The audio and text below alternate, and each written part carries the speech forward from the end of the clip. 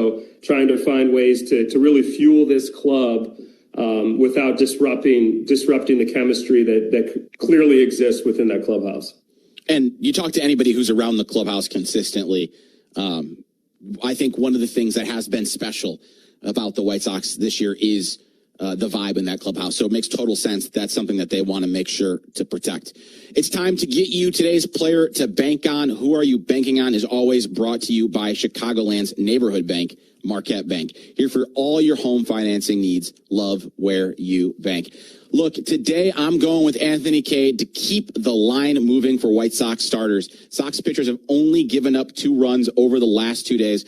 And while I'm not necessarily counting on Anthony Kay keeping the Rays shut down to that extent today, I am banking on Anthony Kay to do what he has done for the most part this season. Give the Sox offense a chance to win, and I'm banking on the Sox offense to get it done today after an off day yesterday.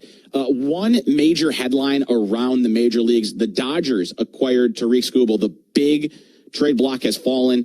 The reigning back-to-back American League Cy Young winner from the Detroit Tigers for a package of 3 prospects. Zahir Hope, the 25th ranked prospect per MLB.com, and right-handers River Ryan, the 68th ranked prospect, and Brady Smith. I'm going to give you a quick today in White Sox history. Pulling back the curtain here a bit, one of the things we talk a lot on the White Sox broadcast about behind the scenes is how impressive it is that it seems like we always get to see things for the first time in baseball. How about this one? I've never seen this before.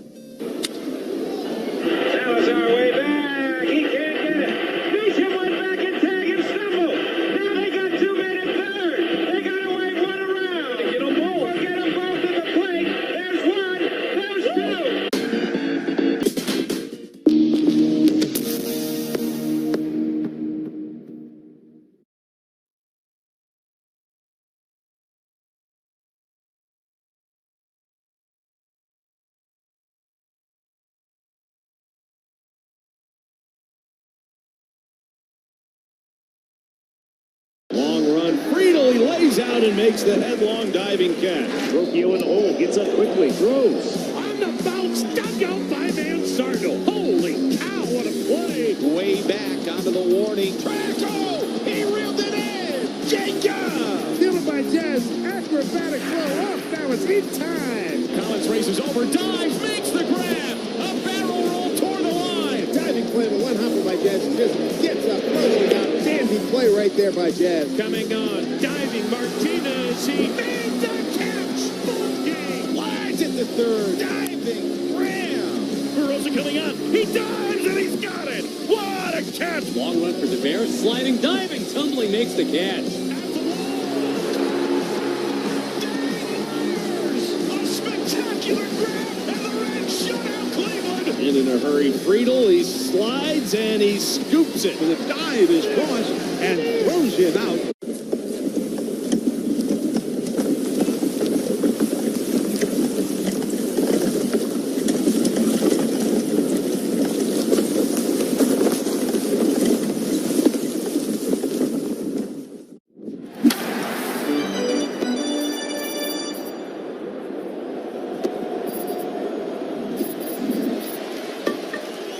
Done right.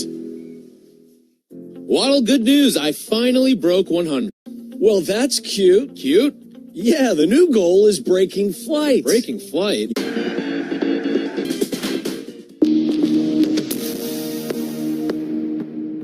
England & Son, Pottsville, Pennsylvania. Enjoy responsibly.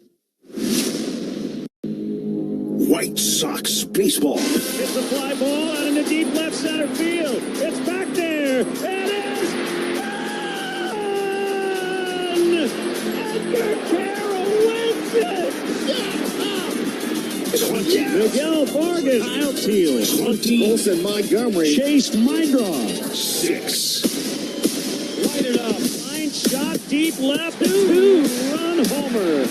That work never stops. Just can't be stopped. 3-run homer. Continue to progress. It's a grand slam. Yeah. Push that momentum a little bit more forward. He's done it again. Process getting stronger. Sox lead. And get better and better. You asked for it, you got it. And better and better and better.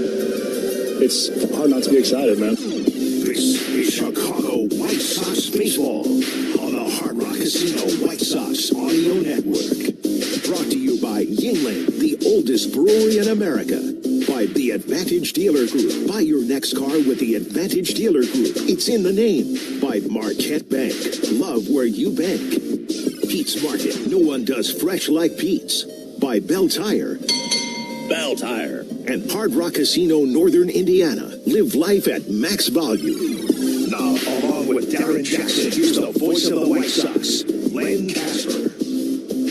Live from Tropicana Field in St. Petersburg, Florida, we are ready for White Sox baseball on the radio. It's the Sox and the Tampa Bay Rays in the rubber game of a 3-game weekend series. The Sox are 58-52. They're in first in the Central, 3 ahead of Cleveland and Minnesota. Tampa Bay 65-45, 3.5 up on the Yankees in the East. On the mound today, it's left-hander Anthony Kay for the White Sox. Right-hander Griffin Jacks will go for Tampa Bay.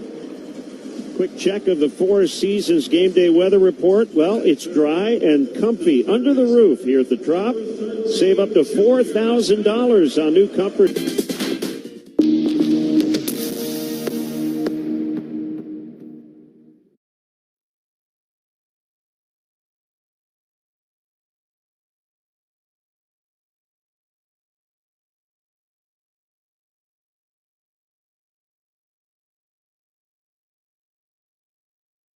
Sitting beside Mike in the clubhouse, he's a huge card guy. Just watching him go through boxes and boxes of cards, I kind of got a little bit of the edge. You rip a pack and you just kind of get what you get and see what you see. Yeah, so see what we got. Jose Ramirez. Freddie Peralta. Look at this one here, Joe. This is... Oh, yeah, keep that off to the side right there. Man, you've got to rock, paper, scissors. Really gets him. 1 of 25, Andrew McCutcheon. This is absolutely beautiful. That is fantastic. All your favorite games from MLB Play are back, bigger, bolder, and better than ever. Test your skills with daily puzzles like MLB Pickle, the Ultimate Mystery Player Challenge, and Immaculate Grid, where stats and strategy collide. Then in Spinball, build your roster, take on your friends, and compete for the weekly prize, or be the first to beat... It's Fortes. Here's the Costa Ivone pitching profile. It's Anthony Kay going to your White Sox today. The left-hander 7-5 with a .425 earned run average on the season. It's Romo behind the plate for him, Antonacci, Peters, Herrera in the outfield. Third to first, Vargas, Montgomery, Maidroff, and Murakami. Mike Estabrook is the home plate umpire with Dylan Wilson at first base. Malachi Moore, he's out at second, and the crew chief, Alfonso Marquez, is the third base umpire. Looking at the batting order for Kevin Cash's Tampa Bay Rays, the DH, they start off with Yandy Diaz, Jonathan Aranda, and Junior Caminero. Part of the lineup, Ryan Blade, Chandler Simpson, and Johnny DeLuca. Ben Williamson, Cedric Mullins, and Nick Fortes close it out.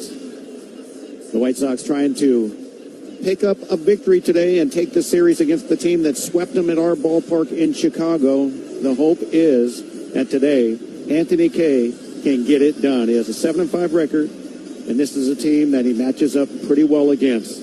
Go get him, Anthony. We got a little time, so back to my partner before we get this one underway. Here's Len. All right, thanks, DJ. Last night, the Sox acquired 3-time All-Star starter Luis Castillo from Seattle for Sir Anthony Dominguez, minor league catcher Boston Smith, outfielder Nolan Jones, and conditional cash considerations. So right-hander Duncan Davitt has been recalled from Charlotte today to take Dominguez's spot on the active roster. Also, Eric Fetty will move to the bullpen. That will accommodate Castillo, who will make his White Sox debut at some point at Fenway Park in that upcoming Boston series. We're just minutes away from the first pitch here from Tropicana Field. When we come back, it's the White Sox and the Tampa Bay Rays.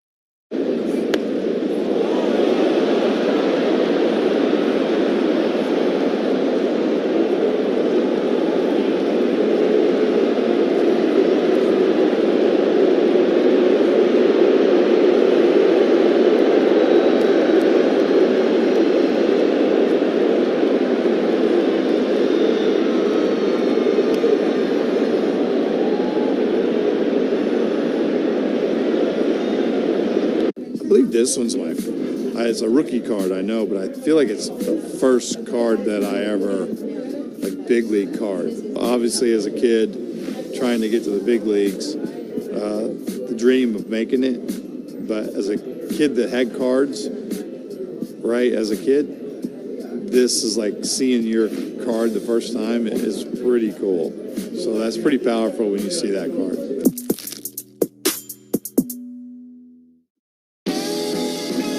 Gosh, we've gone to Sea Dogs games since we were kids. I've been coming to see the Sea Dogs for the last 30 years. Great experience. Everybody here is just bends over backwards to help people out and wish the world was like it is right here at the ballpark. We've always wanted to be more than just a baseball team. We want to be strong, active, contributing members of the community. And I think that effort is seen by the people and the fans, and they want to support that effort. Puedes ser el dueño de grandes momentos del béisbol. MLB Auction te permite participar en la subasta de bates, bolas y jerseys autografiados, con artículos de tus equipos de grandes ligas favoritos, leyendas y jugadores. Visita auctions.mlb.com.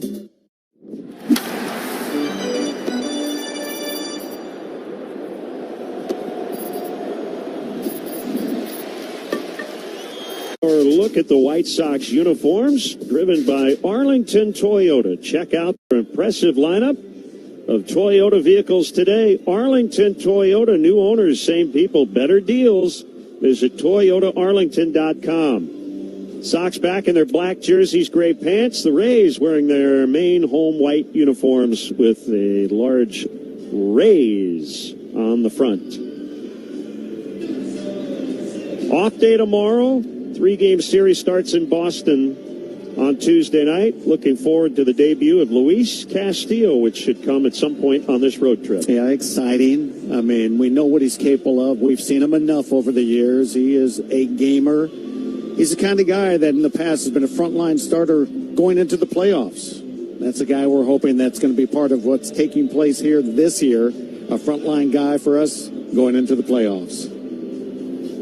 A Rate is a proud partner of your 26 Sox. The Rate app gives Chicago fans an all-in-one wellness app with tools to build financial strength and guidance for fitness and stress management. Feel better, live better, play better. Download the Rate app today. Griffin Jax is ready to go, maybe even a little early. This is a 1:40 local time first start. So we might have a few seconds delay before we actually get going. It'll be Sam Antonacci, Munetaka Murakami, and Miguel Vargas here in the opening inning. Jax, 6'2", 195 pounds, 31 years old, and has faced the White Sox a lot as a former Minnesota Twin. Our broadcast booth is brought to you by Bell Tire. If you can't find free air, free flat repair, and the lowest prices, find a Bell Tire. Well, I love it. Jax raring to go. First pitch, and it is inside on Sam on a fastball at 95. 140. This guy's 95. Just is a little sneakier than you think as a batter. Next thing you know, you're going, whoa, okay, I got to tune it up a notch. 72 degrees. Here's the pitch. Swung on and missed on a fastball. Jax is a captain in the U.S. Air Force, so he's got that military discipline. If you're not 15 minutes early, you're late. Right? Yes, that's a fact. Very prompt today. Called strike on a sweeper. And we normally look at him as a reliever, but he has joined their rotation. He jumped into the starting role in late April, and he's been very good. Well, yeah, he's made 10 straight outings, whether it be as a starter or a bulk guy, where he's gone 5 innings or more. So he is Mr. Reliable. Ready for a 1-2. And it's fouled in the air back into the seats. The Sox hit some balls hard yesterday, but could not dent the scoreboard. 5 singles, and they lost the game 1-0. And neither team had an extra base hit. The pitch. He bounced one out in front of home plate on a curveball. Yeah, a lot of good pitching yesterday for sure. And Made for a fun game, you know, sit on the edge of your seat kind of game. One swing was going to change it, and unfortunately the one swing was a flare out in the left center, driving in the only run. Antonacci has some space out in right center. The 2-2 is fouled. And he stays alive. 34th career appearance and 4th as a starter for Jacks against the White Sox. 3-2 lifetime with a 2.81. The set and the pitch. Swung on and hit on the ground to the second baseman, and it's booted by Belade. It'll be an error on Ryan Belade. He just dropped it. Well, he's not your prototypical second baseman, let's say that. He's a big guy, and he more likely is comfortable in the outfield and first base, but he kind of just played this one deep, and it beat him. The other thing, too, as he reached down, it looked like his glove was really close to his feet. Yeah, it was. He didn't do anything right trying to field that. He let the ball get to him deep. Murakami takes high, so let's see if the Sox can take advantage of this error to open the game. And you can't read lips on the radio, but you can on TV, and Belade wasn't very kind to himself after that mistake. The 1-0 pitch is high. Well, to start the game, right? It kind of sets the tone, and now you're asking your pitcher to pick you up on the first play of the game. And that's exactly what you're doing as a defensive player, and you make a mistake. It's, all right, man, pick me up, and I got you later. I'll do something for you special. Ball 2 on a dangerous hitter, Murakami. The pitch. He takes a pitcher's strike on a sweeper. Murakami, the way he sets up just invites you to try and throw in on him. His hands kind of hang right over the top of the inside corner, high above it, but it says, jam me. That's all that says.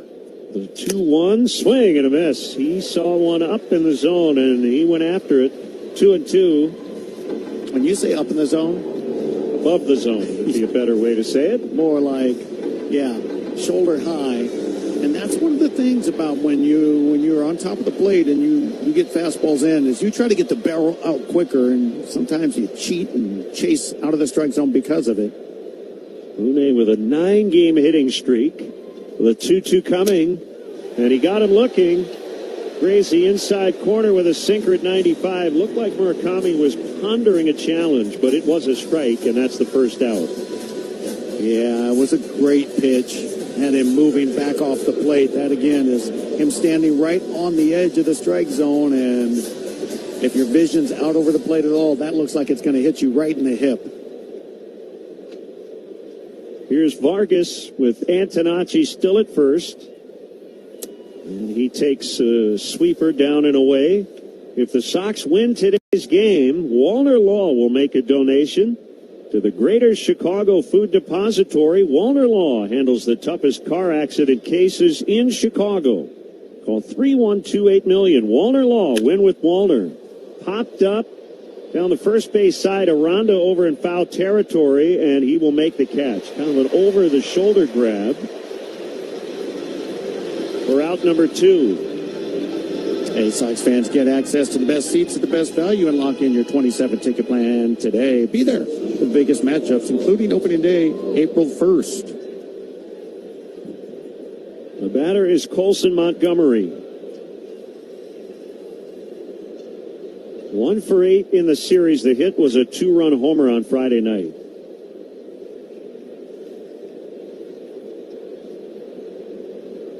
The pitch. Foul back over our booth. Heart skipped a beat again. We're already traumatized up here from the first game of the series. One coming in here. He made a game-saving catch. Yeah, that's one I took for the team. My hands are still bruised. 1 strike to Montgomery. Throw over, and Antonacci with a headlong dive back in. Sox got some help in terms of the standings after their loss yesterday. Seattle beat Minnesota, and the Diamondbacks came back to beat Cleveland. So the lead is still 3 The 0-1, swing and a miss. Good changeup at 91.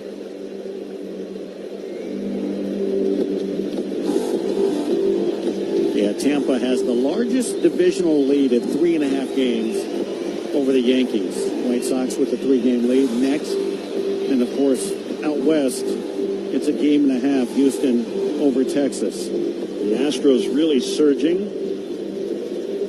Seems to be a theme of theirs year after year after year. 2 strikes a count. The pitch. Hit hard on the ground and over the bag at first. That's a fair ball into the corner. Antonacci toward third. He's going to be held by Justin Jershely. Good job by DeLuca as he hit Valade, the cutoff man, quickly. And really did not give Jershely a chance to send the runner. So it is a double for Colson. Yeah, nice job picking up a hit. Looked like a changeup up, and he hit it right over first base. Sinker up.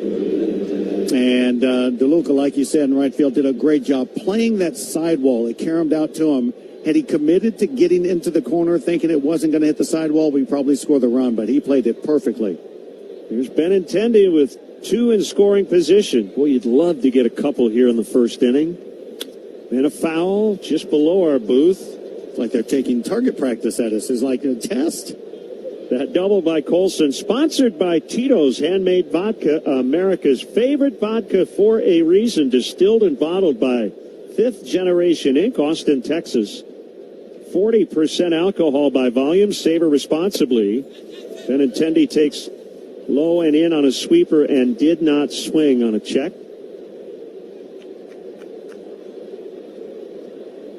Overall, 246, but way better in this situation. With men on and in scoring position. The 1-1. Swing and a miss on a changeup. He's got a good changeup. He throws it hard, 90 miles an hour. Really sells it that it's a fastball, and his fastball's at about 95. So a lot of times, back in the day, the best changeups were going to be 9 to 11 miles an hour difference in speed. Well, now it's almost as close to the fastball as possible, and it's good enough. 1-2 on Benintendi. The pitch. Little tapper on a check swing back to the pitcher, and he bobbles and he throws late, and the White Sox lead. Jax had as routine a play as you'll ever see, and he just dropped the ball, and his throw was tardy. So it's an error. That's 2 errors on the infield, and it's 1-0. Woo, that was close. It looked like the ball bounced, and he checked his swing, but he tried to barehand pick up. Looked like Benintendi actually was slowing. He slowed down before he got to first base. He literally slowed down thinking he was going to be out, and somehow he got lucky that the ball was not caught in time at first base. Oh, man. Super close, no challenge. Kyle Snyder, the pitching coach, out. First and third, 1-0 Sox, an early advantage. Brought to you by Advantage Dealer Group. Find your next Chevy, Acura, Toyota, now Cadillac, Buick, GMC. And find your advantage at Advantage Dealer Group. Boy, that could have turned into a real unfortunate conversation somebody was going to have with Benintendi. That's the thing about you never take any play for granted. Run hard and you can control that, but if he's out on that, they don't get the run. Peters the batter, and he takes ball 1 on a changeup.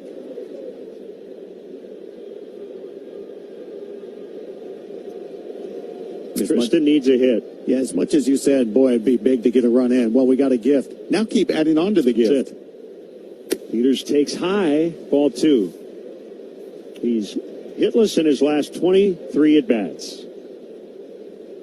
A couple of good at-bats, though, yesterday, but he's in that stretch where even when he hits it hard, it's at somebody. The pitch. That's a strike on a sweeper. It's 2-1. And that's part of it, right? When you're not getting hits, you hit it hard, and it's not going to find the gaps. But when you're locked in, they always find the gaps. He's batting .266. Jacks on a 2-1. Grounded foul. Looked like that changeup was down and out of the strike zone. One thing that has appeared watching Tristan swing since he's been in this funk is he's trying to pull the ball a lot. And the best way to get out of a funk is the opposite. Try and jam yourself, go the other way and up the middle. But 2-2 is fouled. Fastball was up in the zone a little bit that time. Got to go back to the last good feeling game for him would have been the game where he hit for the cycle. Yeah, that Friday before the All-Star break.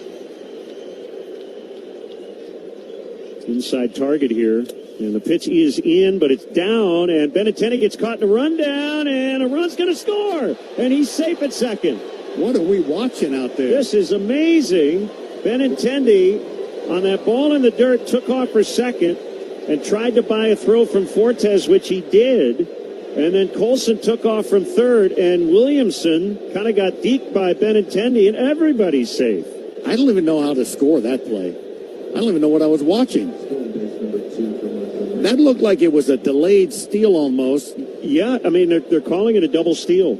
And then you said the middle infielder looked like he had no clue what to do out there when Benintendi. There was nobody covering second. The shortstop ran past the runner going back toward first. He's like, oh, I'll just go to second. I don't even know what I saw there. That was just crazy. The 3-2. Peters strikes out swinging. Boy, the Rays are not going to be happy about the defense.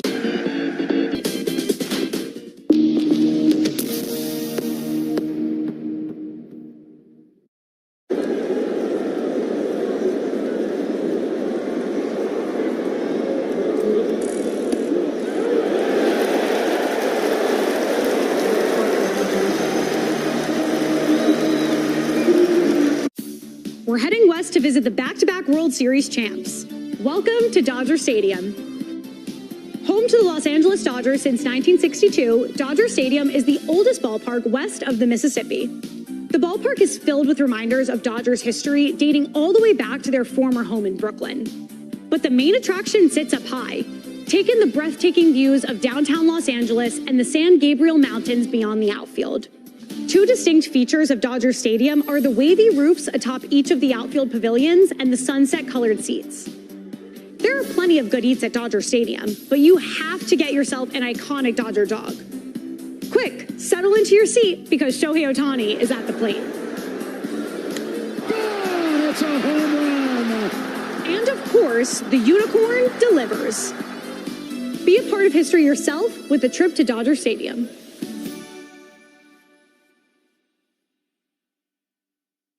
Morgan & Morgan. Injured? Dial pound law. Morgan & Morgan, 332 South Michigan Avenue, Chicago. White Sox baseball. What a diving stab by Murakami. Chance to get through block. Oh my, ring the bell on that one. This is the Chicago White Sox Baseball Network. 2 unearned runs in the first in support of Anthony Kay. He'll face Diaz, Aranda, and Caminero. Diaz 0 for 4, but with 4 walks against Anthony Kay in the first pitch. Misses high on a fastball at 94 miles an hour.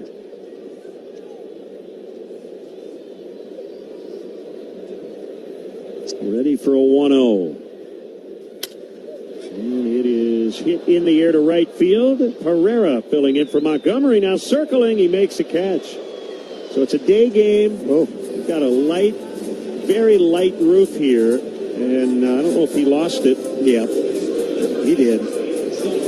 Because you described it, circling. He came in, and what happens is you see where it's going, and then all of a sudden you lose it for a second. You're like, where did it go? When it hits its peak up there above the lights, and then it comes out, and you go, oh, there it is. Here's Aranda, the first baseman, left-hand batter. First pitch bounced and off the glove of Murakami, and Aranda will reach. That was an in-between hop, and it really seemed to handcuff the first baseman. Well, I think the start of this game may prove to be very interesting in the end. Record-setting day of errors, misplays, and miscalculations, maybe. That's an error.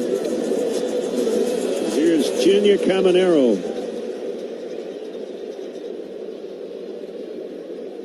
We have not officially scored it yet. I have. The pitch to Caminero is a low sweeper.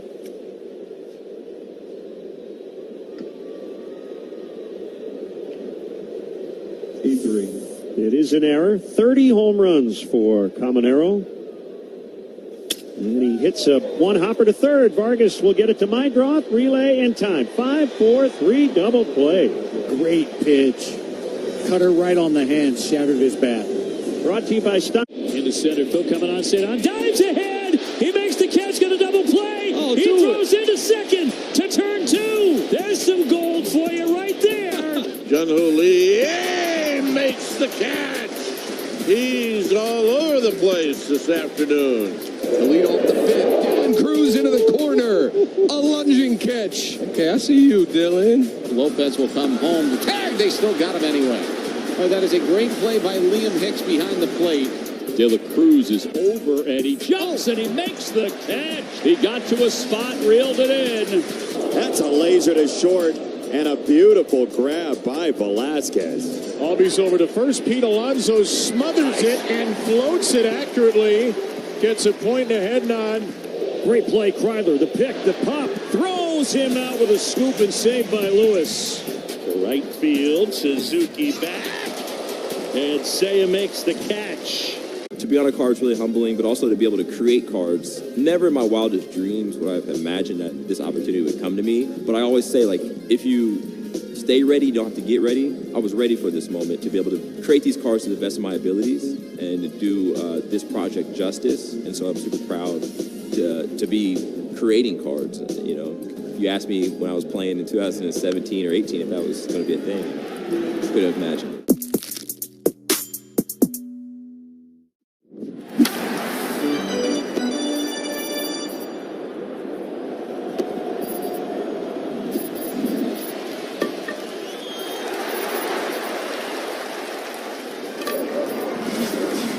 Advantage Chevrolet in Bridgeview and see what I'm talking about. Advantage Chevrolet. Together, let's drive. Diving stop. Nothing gets through. And nothing stops leaks like North Shore adult diapers for even the heaviest control problems. Visit northshore.com.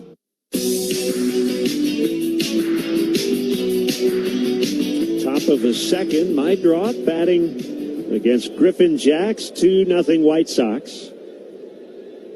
And Chase smokes one high and deep, but very foul to left. That one almost hit the C ring, one of those catwalks. 10 for ID on the Hard Rock Casino White Sox Network.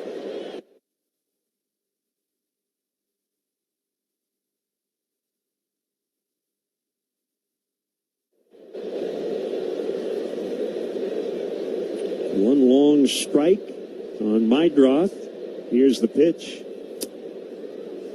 That's a strike on a sweeper. The Rays have already clinched a winning home record, 41-17. And only one series loss here over their last 16 sets. They were swept by Detroit in early June. There's a ball that's rolled off the bag at first, a base hit, and Meidroth has a single.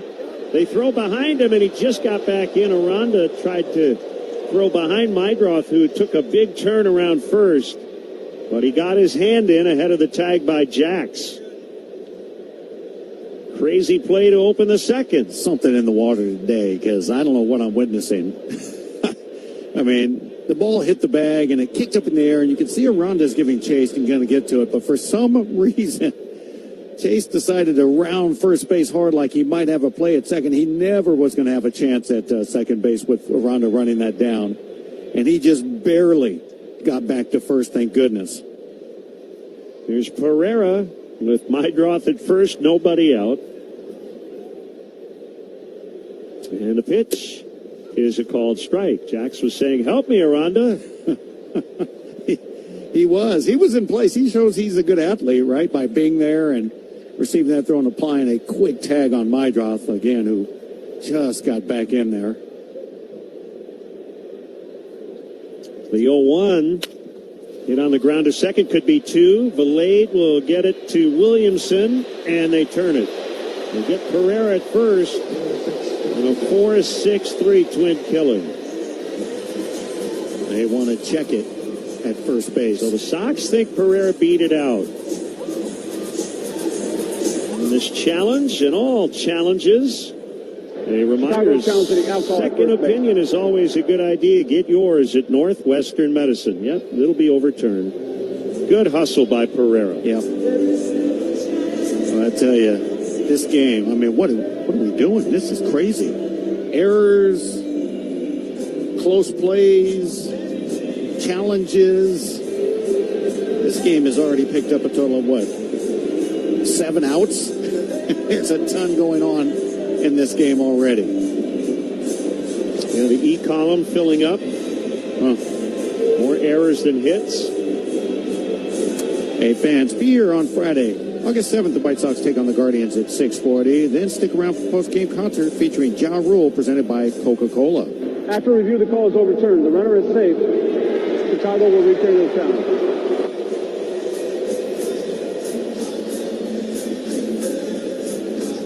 It's a fielder's choice, not a double play. Make it count. Romo, who's been getting some hits lately, see if he can find a way to hit a line drive down the line or in a gap. Romo, the switch hitter, batting left. The pitch. Called strike on a sweeper.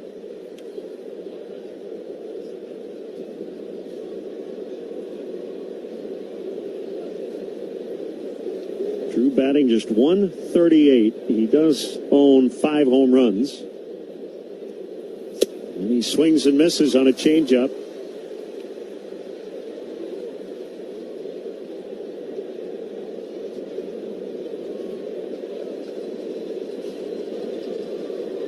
And we've got a timeout. Good combination to start this at bat with the first pitch sweeper strike, followed by a good changeup. Hasn't seen the heat and might not. Here it comes. He takes just wide on a changeup. The Rays have clinched the season series.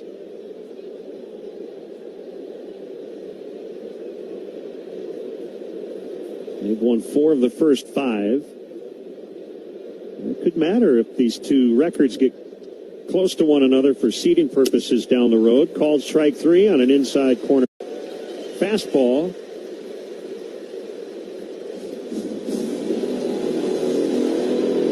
So 2 away, here's Sam Antonacci.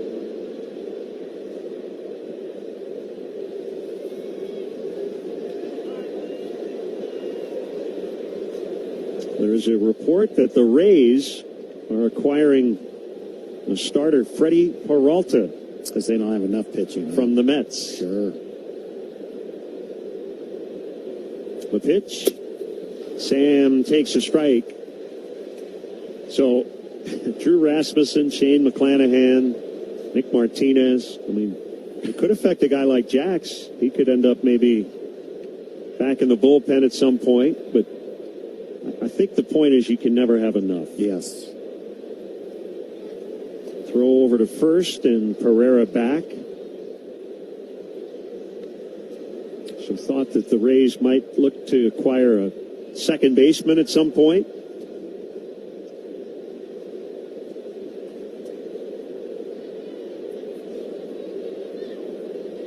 The 0-1 to Antonacci. He is high.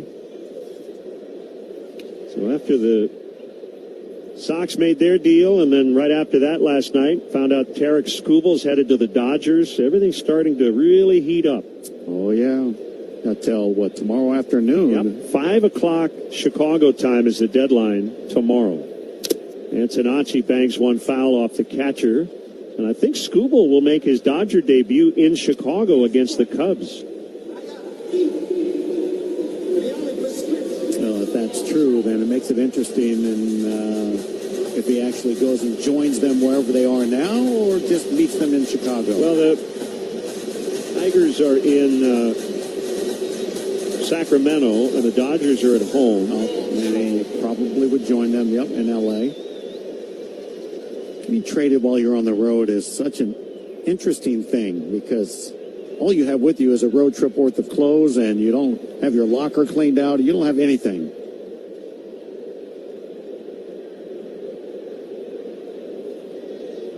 The 1-2.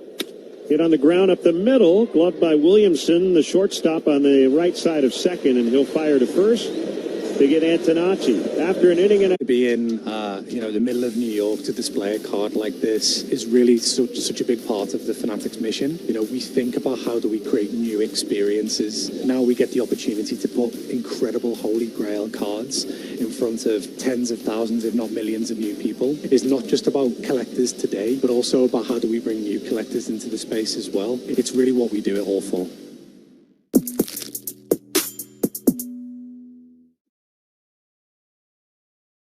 The MLB app. Yeah, it's got game. This game. These games. All the games. Pre-game, post-game, and everything in between. This is baseball your way. With real-time stats, scores, breaking news, and custom content that hits every time. Because you choose the teams and pick the players you want to follow. So when they catch it on the field, you catch it on the app. Contreras is chewing on the tape. Yeah, why use a pocket when you could just eat it? Who knew? Who knew boys of summer need a cup of hot soup bone broth? MIT, is that you? That looks like the catcher's play all the way. So Manny was going to make a double play, and in the way was the runner, Arias. I think it went off his glove and over the wall, and it's a home run for Torrens, who was not sure.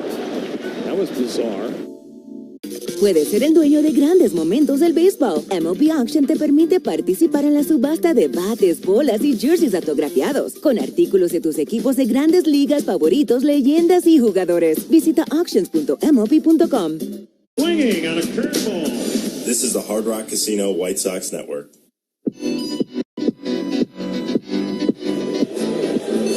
Bottom of the second, Ryan Valade, who made a big error in the first inning, will lead off for the Rays. He's their cleanup man. Batting .252 with 9 homers, and he hits a pop fly foul and back into the seats. Been a tough series for Valade. 4 at-bats, all strikeouts. But it is a tough league, and you have to learn how to bounce back, sometimes in the middle of a game, from a bad play or a bat. Swinging a flare fly. Right field base hit. So there you go. Valade with a single. Yeah, a little jam shot that, as you said, battle back. He did it. He just fought that off his knuckles into right field. Perfect place. First hit for the Rays off K. Here's Chandler Simpson. 2 hits in the series. Batting .290 on the year. Vargas is way in at third, maybe 60 feet from home plate. He squares and he bunts. And Kay will glove it, little stumble, and he'll underhand flip to Murakami for the out at first base. That ball almost got past Anthony, and had it would have been a base hit, but it's a sacrifice instead. And let's just say he showed some serious athleticism right there. I mean, you're right. That ball was past him, and if it continues past him on to second base where Mydroth was out trying to come in, that's a base hit. So Anthony, off balance because of his finish, had to uncoil from that finish, go back against the grain, make a glove and flip all in one motion. Great job. So Valade's at second with 1 out. The batter, Johnny DeLuca, and he fouls back into the seats. But how about Simpson? We know he gets the bunt hits. We know that he hits the ball on the ground and gets infield hits. You know he's bunting. You mentioned the third baseman was standing in his face, and he still bunts and almost gets it. He definitely makes the defense have to make the perfect play. The 0-1.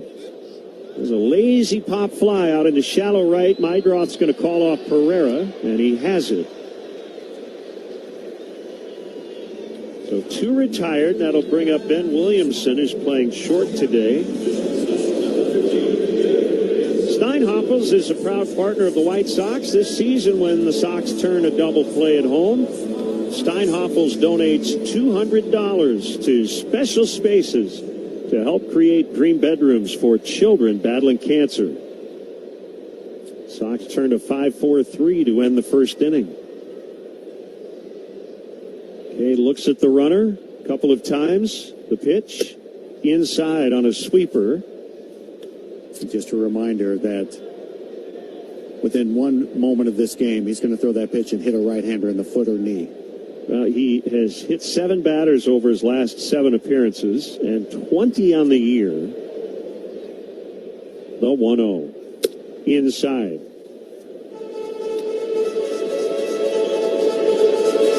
Kay with a .351 over his last 7 outings.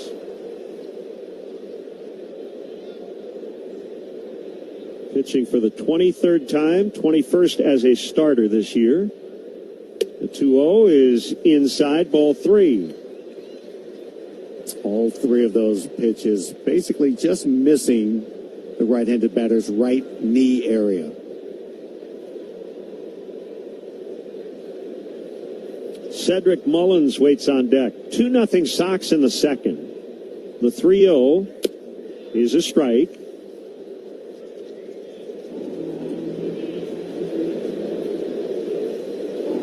Williamson hitting .248.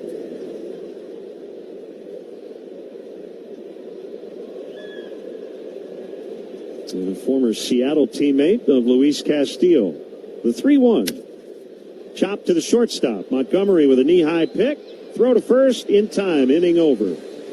Off to the third in the rubber game. 2-0 White Sox on the Hard Rock Casino Sox Network. Guys, summer heat is... It's a 5-man umpiring crew here today, and this young superstar is in the stands. And did their feet get tangled up? Yes, so Hoppy tripped, or he might have caught that ball. Yeah. There's a fastball. There's a flying bat. It's a high toss. And that ball is off the ladder. It's actually off the ladder. You never see that. Haggerty is on with an infield hit. A little tumble behind the mound. Hat fell off. That was awesome. I mean, you just don't see that. While we're still in Philly for the All-Star Game, let's take a look around Citizens Bank Park. Home of the Philadelphia Phillies, the bank opened its doors in 2004. Just beyond center field, Ashburn Alley serves as a history lesson for baseball in Philadelphia. There's also games for kids.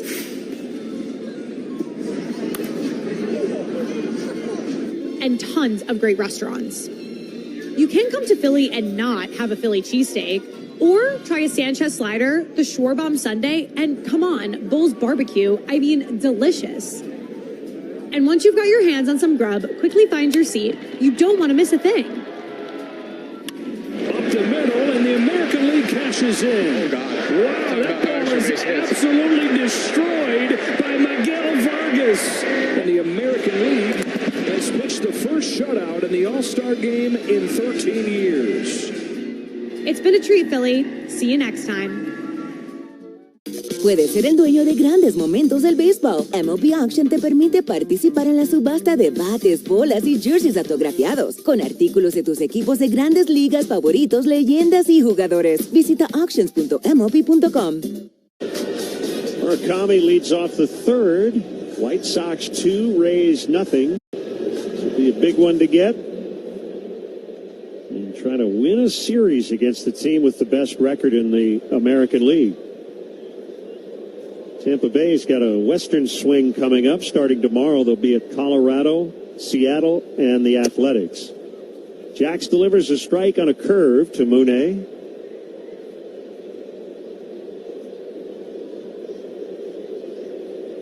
The Red Sox are trying to sweep the Dodgers this weekend. They've won the first 2 in that series. Grounded foul, so they've won 8 straight series. So maybe they'll get all the winning out of the way before we see them in Boston Tuesday night. I can say this about our club. Right about now, as hot as Boston is, we still go in and play hot teams really well and earn wins. So I don't have a problem with them being hot right now. 0-2 pitch is high. I truly believe what the White Sox have done this year at 58 and 52, first place in the division by 3 games, has been hard earned, and they can beat anybody any given moment. The stretch and the pitch. Low or outside on a changeup on a close one. And it's 2-2. Vargas on deck, and then Colson, Montgomery. Jax, J-A-X, Griffin Jax. Actually, Griffin is middle name. His first name is James. Swinging a liner pulled to right off the netting behind the Rays bullpen bench.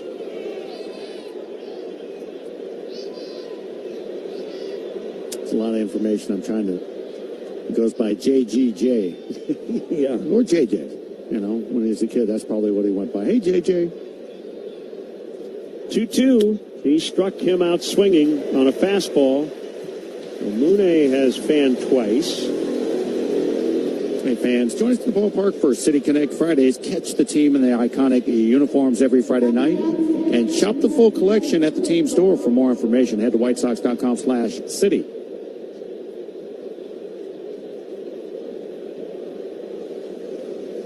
Vargas, the batter, he fouled out to the first baseman in the opening inning. And takes a knee-high sinker, and he will challenge it. The batter's challenging the pitch. It was called a strike, and it will remain a strike. Pitch is a strike.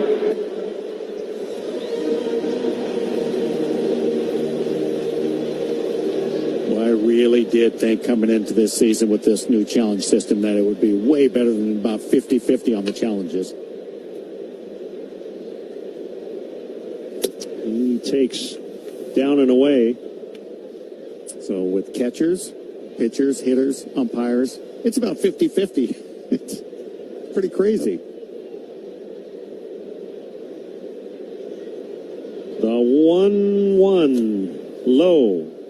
2 balls and a strike. So if you could put yourself back in your hitter's mind, would it have been an additional thing to think about that you would have liked or not? Knowing that you could control the at-bat in some way. The pitch is inside. I'm guessing some guys don't love it. Yeah. The only part that I like about the ABS, to be honest with you, is it holds the umpires more accountable. Because when I played, the zones were, well, their determination, whatever they wanted it to be. Fouled off the catcher. When you question an umpire, they say, well, that's my strike zone. I'm like, what does that mean? Because as far as I know, there's a book that says what the strike zone is. It doesn't say, hey, individual strike zone for whomever it is that day. So I like the fact that it controls the strike zone, but they're only missing by inches compared to when I played. It felt like they were missing by feet. The pitch called strike 3 on a sinker. So I don't think that as a player, if I had this system in place, that I'd be thinking I needed it all the time, because I would feel like they're going to be better no matter what. Jax with 5 strikeouts. And here's Montgomery, who doubled and scored in the first inning. Stole home. He can one day tell his grandkids that he stole home. You can say it's a straight steal of home, even though it wasn't. Fouled. 1 strike on Montgomery. I'd rather him say, do you know how many times I drove myself in? 500 times I drove myself in, kids. 2-0 Sox, 3rd inning. Here's the pitch. Taken for a strike on a sweeper right down the middle.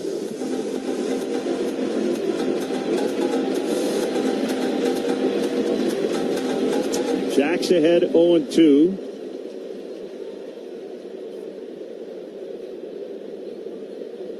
He now grabs a rosin bag. A circular route back up on the hill. Now rubbing up the baseball. And comes set with 4 on the clock. The pitch. He struck him out swinging on a curve. Jack spans the side. We head to the bottom of the third. Cooperstown opened its doors to new inductees in an unforgettable ceremony. The common theme of their acceptance speeches being starstruck sharing the stage with their idols and acknowledging those who helped them become Hall of Famers. Jeff Kent, the all-time home run leader for second baseman and the 2000 NL MVP, led off the acceptance speeches and let the emotions flow, reflecting on a deal with his dad that changed his life. This day isn't about me, though. This day is about baseball. It's a celebration of baseball, and I just happen to be a part of it. My dad knew motorcycles weren't taking me anywhere, so he made me a bet. He knew that if I were to earn a college scholarship, that he'd buy me a pickup truck. I quit racing and focused on school and baseball and won that baseball scholarship because I got that truck. San Francisco is where every lesson I'd learned finally came together. I took pride in playing second base, a position that keeps you in every play and demands toughness. But my bat was always my ticket. Thank you to the National Baseball Hall of Fame for preserving something that means so much to so many. I'm going to throw out a restaurant kitchen term to you, and then hit me with the baseball one. I'll start first. Okay. Mise en place. Oh, mise en place. That is, as the chef, you put all your different ingredients out, kind of before you start cooking, right? You got it, man. Yeah. That's the most important a tough one. I hear this one a lot because of my name, can of corn. Easy fly ball.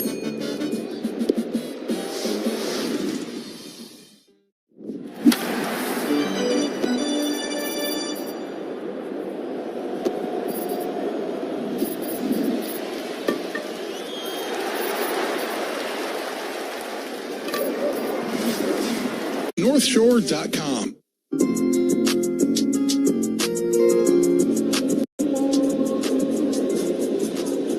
Cedric Mullins will bat for the Rays in the bottom of the third.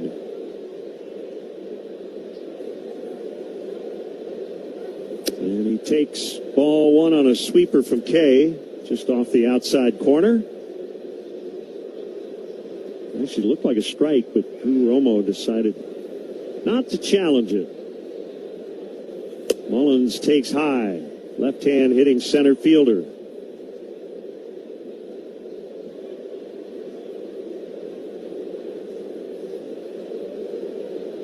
The 2-0.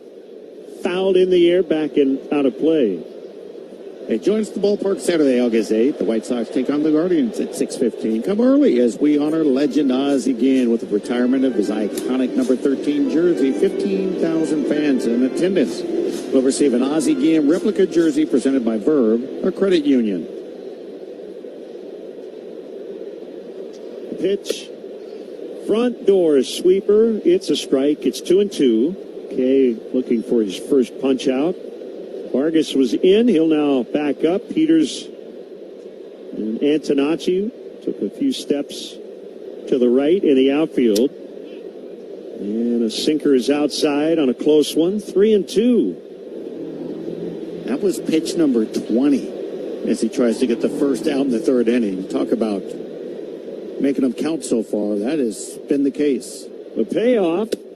And a swing and a miss, strike three. That K brought to you by Circle K. Stop by Circle K for your game day snacks and drinks. Download the Circle K app to save. Speaking of K, Anthony, shutting out the Rays to this point. On just one hit. Here's Nick Fortes, who had the game-winning bloop single yesterday. And he hits a pop fly out into shallow center again. This one, though, will be caught by Mydroth. Looks like he hit on about the same spot of the bat where he was successful getting the hit yesterday. This time it was a little pop-up instead of a little soft line drive.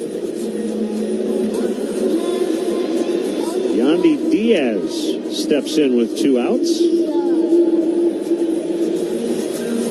Yandy, a couple of hits into left field the last couple of days on pitches that were tying him up, but cheated, got the barrel to him. Takes a strike, outside corner breaking ball.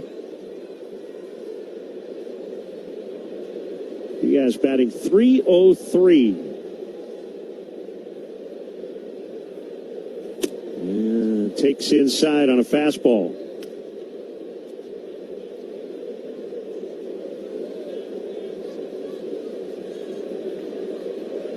2-0 White Sox in the third. The pitch. Swing and a tap foul on the ground to the right of the home plate area. Just that swing alone kind of tells us that he is looking more inside than he normally would. He waved at that one away instead of going to drive it the other direction. In the entire league, AL and NL. 1-2 is popped up. Should be an easy play for Colson Montgomery behind second, and he has it. 7 qualified hitters are hitting at least 300. And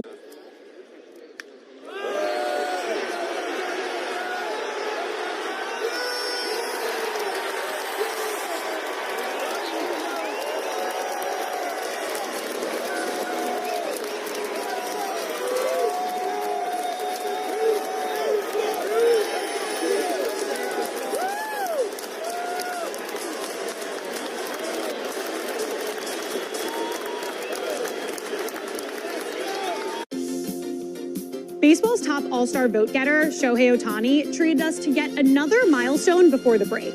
After launching an Oppo Taco rocket for homer number 299 in a Dodgers win earlier this week, Shohei Ohtani hit career home run number 300 on Tuesday night. 2-0, swung on, drilled deep to center field. It is back, it is gone! Home run number 300 for Shohei Ohtani. Oh, he mashed a milestone in his first at-bat, a show that never ends. Ohtani becomes the first Japanese-born member of the 300 homer club, but the hitting is only half the show. On the mound, this two-way titan is completely crushing it, a frontrunner in the NL Cy Young race with a microscopic ERA under 2. So he's pitched and hit the Dodgers to a double-digit lead in the West. A 4-time MVP firmly on his way to a high 5, Ohtani isn't just rewriting history, he's kind of making it look easy.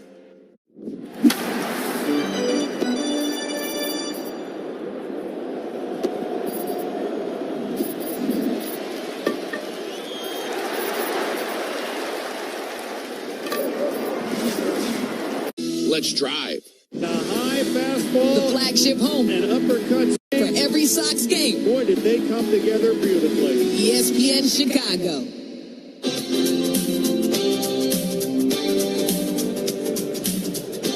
just as we talk about Colson Montgomery stealing home, they have made a scoring change from that crazy play in the first inning. Benintendi advanced to second, and Colson scored on a wild pitch. That ball hit the dirt before Benintendi took off. 2-0 fourth inning, and Andrew at the plate. He reached on an error in the first. That scored the first run. He hits a fly ball out into deep right field, way back there. It is gone. His second home run of the weekend. It is 3-0.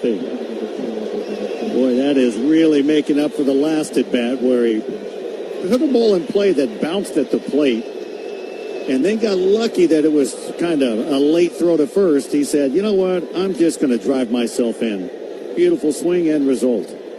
His 12th. It's brought to you by Hard Rock Casino, Northern Indiana. See the concert, a tribute to ABBA at Hard Rock Live Friday, August 14th. Tickets on sale now at Ticketmaster.com. Peters shows bunt and takes high. That one not nearly as long as the homer he hit off the catwalk Friday, but they both count the same. Peters takes a strike, 1-1.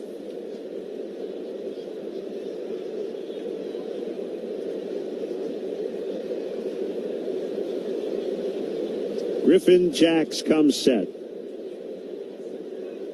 The pitch bunted, and it's foul. That one kind of got up and in on Peters. And very defensive bunt. And it's a good thing it was foul because it was so hard that he hit it right at Caminero. He would have been out by a bunch. It's like a life-saving bunt right there. It was coming up and in, and then he bunted it off of him as he didn't seem to be getting out of the way quick enough. The 1-2. Hooked and a base hit. Right field. Peters can take a breath as he snaps an 0 for 24. Can't leave town without a base hit against your former team. Well, how often we talk about it? We see that, right? A guy tries to bunt one pitch, doesn't get it done, but he watched the pitch all the way to the barrel of the bat, fouled it off, and then next swing on a changeup perfectly placed, he just stays down on it, hooks it into right field. So just showing bunt seems to have been a positive. Meidroth bunts, he pops it up, and it's caught in foul territory by Caminero, and he quickly fired a strike to first. Peters back in time, but that was a great throw by Junior Caminero from foul territory over to first. I like the idea. Unfortunately, the execution wasn't there for Chase, who's actually been the guy that's tried to bunt more than anybody of late. Got underneath it. He didn't get the barrel out. It kind of popped it up because the ball was close to his body, and he didn't see it hit the bat. And where I thought you might be going is piggybacking off my comment. In a way, the Caminero throw was a little reckless. As good a throw as it was, but really didn't have a play on Peters. Pereira takes low, so it ends up being a good play. But if he throws that into the right field corner, you go, what were you thinking? Well, it's funny because I was so focused on the idea of Meidroth bunting and back-to-back attempts. It's something we haven't seen this team doing much of late. It's part of the game they still need to incorporate. Pereira pops it up. This is back into the seat. So one guy ended an offer in Peters, and now Pereira trying to stop an 0 for 19. And Caminero, as you said, had a good strong throw from foul territory, but you're right. I don't know what you're truly trying to accomplish on a throw like that. The odds of doubling him up are 0. Fouled at home plate, it's 1-2. One thing about younger players is for some reason they feel like supermen. They can do everything. Nothing can stop them. Catch a ball in foul territory, and when they throw it, they're going to double you up, even though the guy's standing on the base. He's going to step off, I know it. But it's just not the case.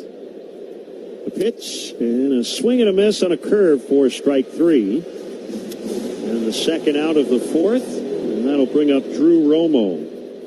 One thing about players that, like an outfielder that gets to the ball, charges it hard, he's just a kid, and he's like, I can throw him out, I can, and then he throws it to home, gets away from the catcher, guy goes in the second, and he was safe by a long way anyway.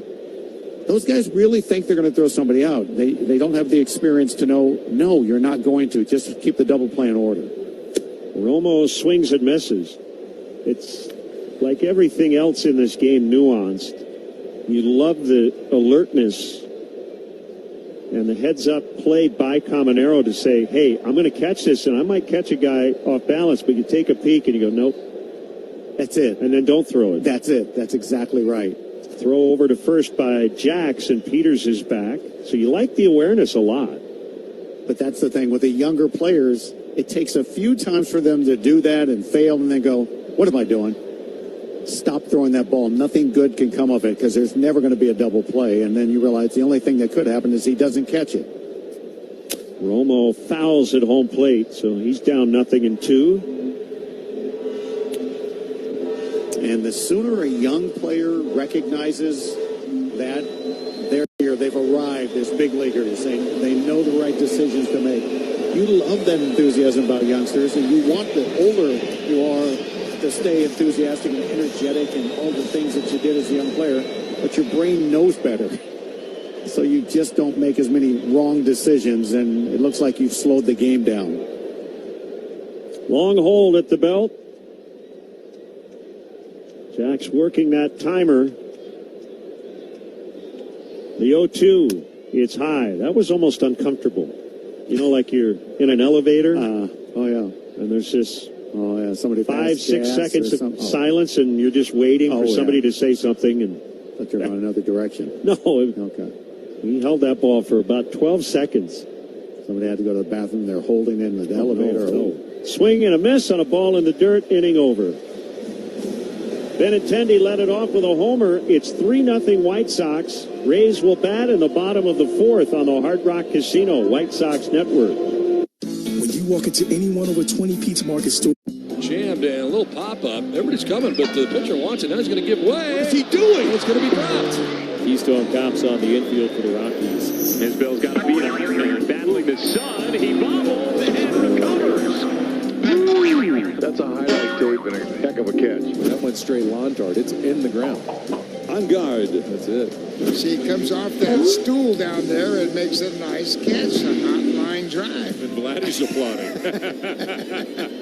Long run. Friedel, he lays out and makes the headlong diving catch. Rocchio in the hole, gets up quickly, throws. On the bounce, dug out by Mansardo. Holy cow, what a play. Way back onto the warning track. Oh, he reeled it in. Jacob. Fielded by Jazz, acrobatic throw up. That was in time. Collins races over, dives, makes the grab. A barrel roll toward the line. Diving play, but one hopper by Jazz just gets up, throws it out. Dandy play right there by Jazz. Coming on, diving Martinez. He made the catch. Ball game. Wide at the third. Diving Graham. Burrows coming on. He dives and he's got it. What a catch. Long run for DeBear. Sliding, diving, tumbling makes the catch. A spectacular grab and the Reds shut out Cleveland. And in a hurry, Friedel, he slides and he scoops it. The dive is crossed and throws him out.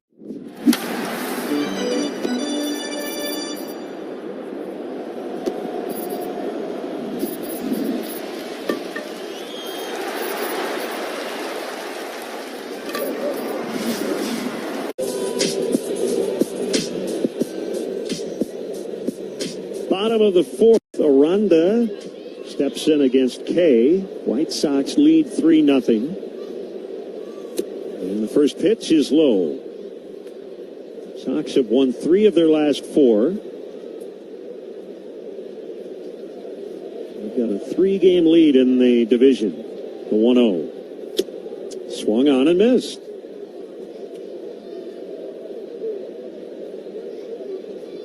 When you finish a season series against a league opponent, you like to say the pitch is outside. Maybe we'll see you in October. We have really been unable to say that with conviction the last few seasons. But I said it to the Yankees broadcasters the other day, and we'll probably say it to the Rays folks as well. It's kind of fun, right? Outside, 3-1. No, that's exactly right. We've heard it a couple of times this year.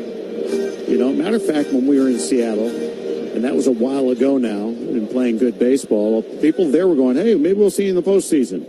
Swinging a line drive, base hit, right center. Peters over to cut it off. Nice work. Aranda will have a long single. But yes, same thing. Some of the Yankees people were saying that to me, and it's been happening here against the Rays. So first place teams going head to head this time of year, and honestly saying, hey, we're going to probably see each other in October. Caminero will bat with a man on and nobody out. Long way to go. This is game 111. Yeah, I mean, with that being said, Len, you're right. There's a lot of baseball left, and there's no taking it for granted. But being able to at least have that conversation in earnest and being honest, it's nice. Caminero shoots one on the line out into deep right. Caught by Pereira. Boy, he was twisting and turning and backpedaling, and he made the catch. That ball was smoked. Yeah, that was a little nerve-wracking right there, especially for Pereira, who dropped his right shoulder to go back, and then it was slicing the other direction toward the corner. Then he had to turn and go the other way real quick, make an adjustment. And when you start doing that little karaoke move with your legs, bad things can happen. You can trip yourself and go down. One down. Here's Valade. He takes a slow sweeper. It's a strike.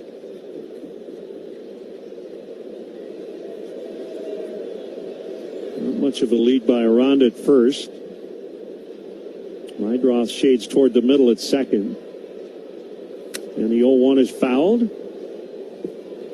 Hey, fans, enter the Ultimate Fan Sweepstakes for your chance to win the Chicago Sports Ticket Package. The winner will receive 2 tickets to a regular season home game for the White Sox, also for the Bulls and the Fire. Enjoy a full season of Chicago sports. Visit whitesox.com/sweepstakes. 0-2 tap foul on a slider. Cleveland has a 2-0 lead over Arizona. They're in the 4th inning. Merrill Kelly and Gavin Williams on the mound. Patrick Bailey has homered for the Guardians. Fouled again by Valade.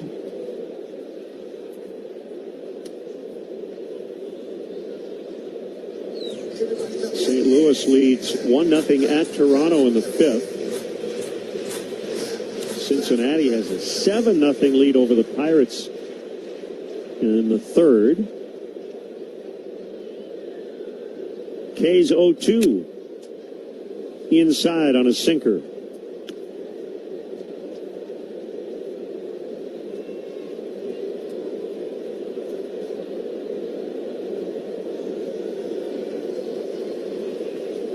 One on, one out. We're in the 4th inning. 3-0 Sox. The pitch.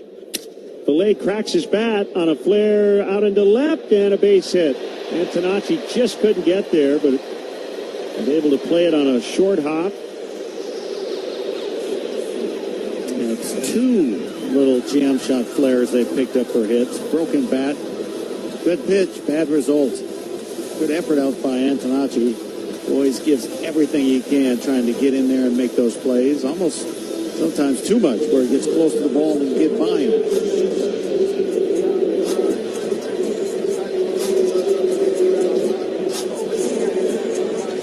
Simpson with 2 aboard. He bunted last time, picked up a sacrifice. Not really a sacrifice spot here, but the corner guys are in and he fouls.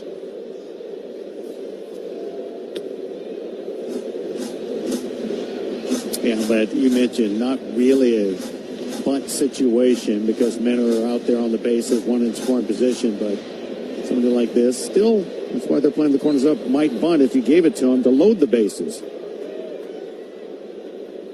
Kay steps off.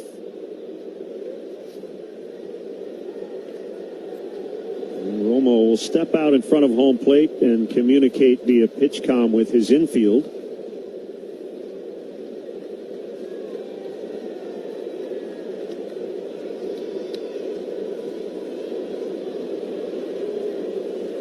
The stretch by the lefty. The 0-1. Hit hard on the ground. That'll get into right field. And the bases are loaded. Aranda held at third by the coach over there. That's Brady Williams. And that'll bring up Johnny DeLuca. Yep. Nice job by Pereira. Get to it quickly and make that third base coach have to put the brakes on. And Simpson hit it too hard on the ground to right field, driving a run. Johnny DeLuca, a guy that, speaking of labeling the ball and flaring hits places, he's that guy right now in their lineup that can do it with 2 men in scoring position. Romo chatting with Kay. This copyrighted broadcast is presented by authority of the Chicago White Sox and may not be reproduced or retransmitted in any form. And the accounts and descriptions of this game may not be disseminated without the express written consent of the Chicago White Sox.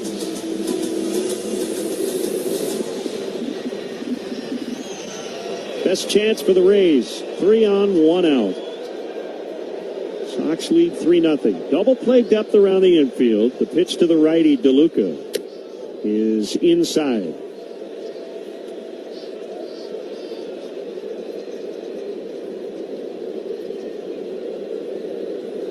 Aranda's at third, Valade's at second, Simpson's the runner at first. They all reached on singles.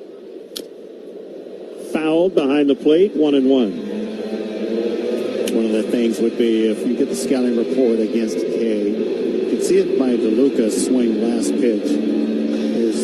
They're probably told he wants to work you in tight. He wants to jam you in these situations.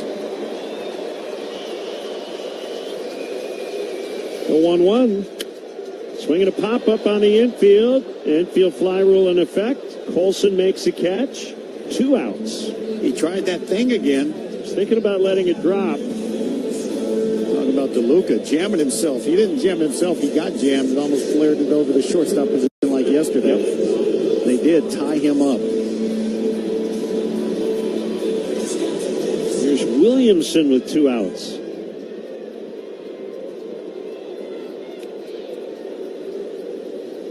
He grounded out in his first at bat.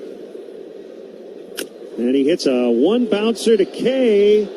Throw to first in time, inning over. Again, nice defense by Kay on that Baltimore chop.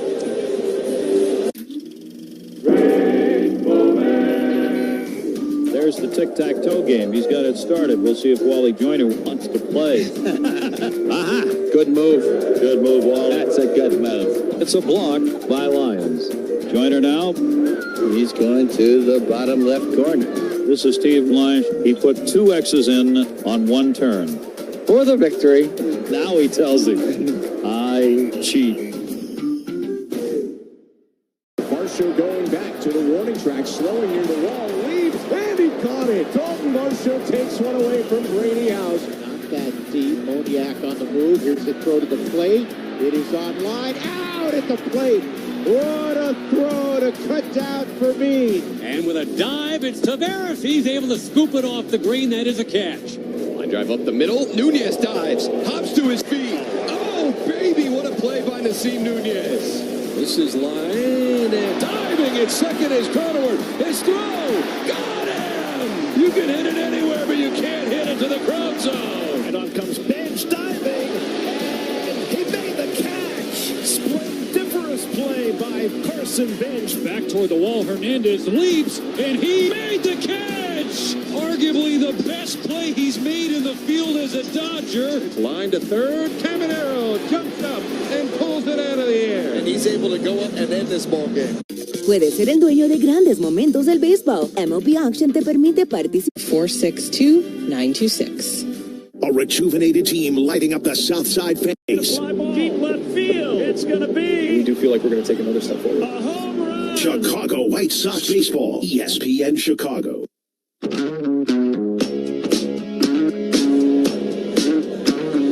Welcome back to our Bell Tire broadcast booth. We're at Tropicana Field. Sox 3, Rays nothing. We're in the 5th. Antonacci batting for the 3rd time against Griffin Jacks. And he pulls a chopper foul for strike 1. Jacks is 31, born in Phoenix, went to high school in Colorado. 3rd round pick of the Twins in 2016. Acquired by the Rays last summer. Knee-high strike. The batter's challenge in the pitch. Challenged by Antonacci. And it's low. Pitches the ball. All right. So Mike Estabrook's call is overturned.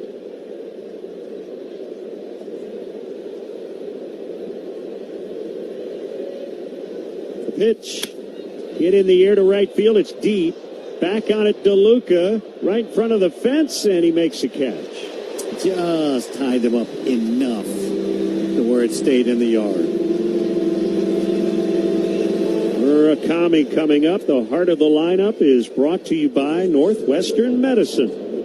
Home to Illinois' top-ranked heart and vascular program for 18 straight years by U.S. News and World Report.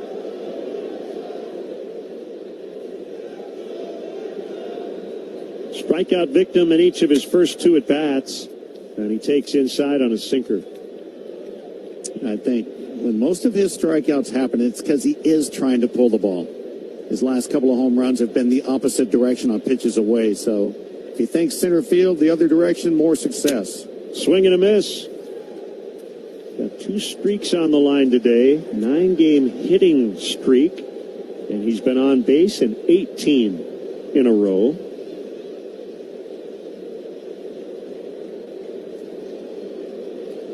The 1-1 fouled off the catcher. That one stung Fortes. I think he took that one off the right thigh.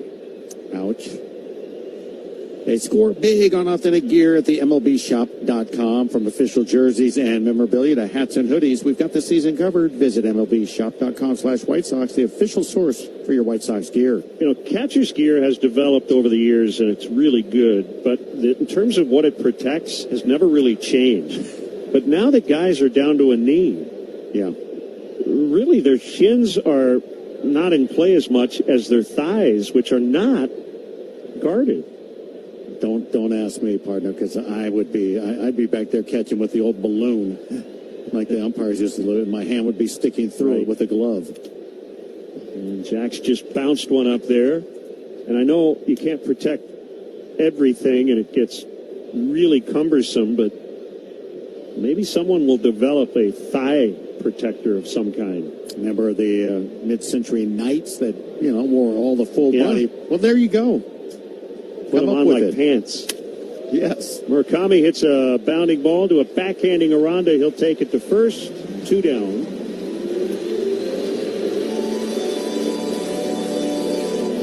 And Vargas will come up, looking for his first hit. Don't have any probables listed yet for the Boston series, but we believe Luis Castillo at some point will make his Sox debut in that set.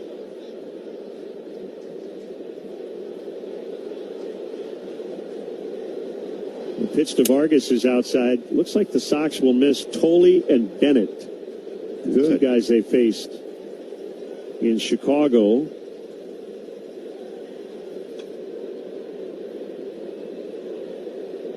The 1-0. Called strike. I don't think they'll miss Sonny Gray, though. At least that's somebody that's familiar. When we faced those other two, they shut us down. They were nasty. If they stay in turn, it would be Sandoval, Gray, and Suarez. Swing and a miss.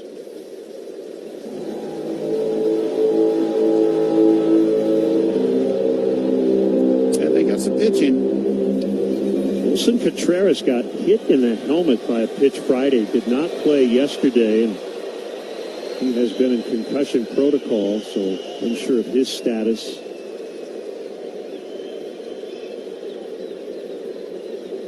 So 1-2. Vargas hits one in the air the other way to right. DeLuca went back. Now he's in a couple of steps, and he grabs it. Sox go 1-2-3 for the second time. We head to the bottom of the 5th.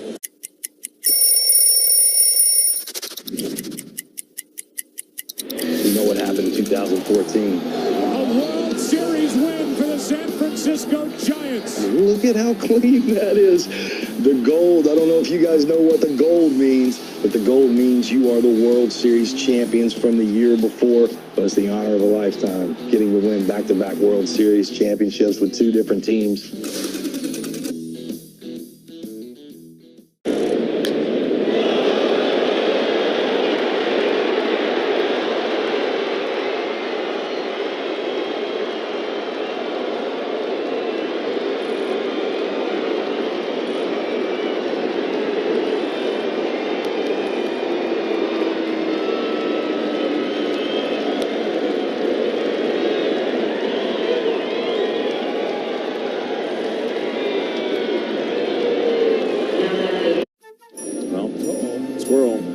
Somebody please tell the squirrel that Dylan Beavers is out of the game.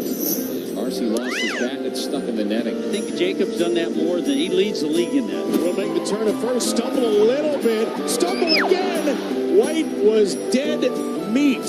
And the squirrel's free once again. No, I won't be hemmed in. Towels can't stop him, or maybe they can. A triple crown possibility yet again ends in the final week of July.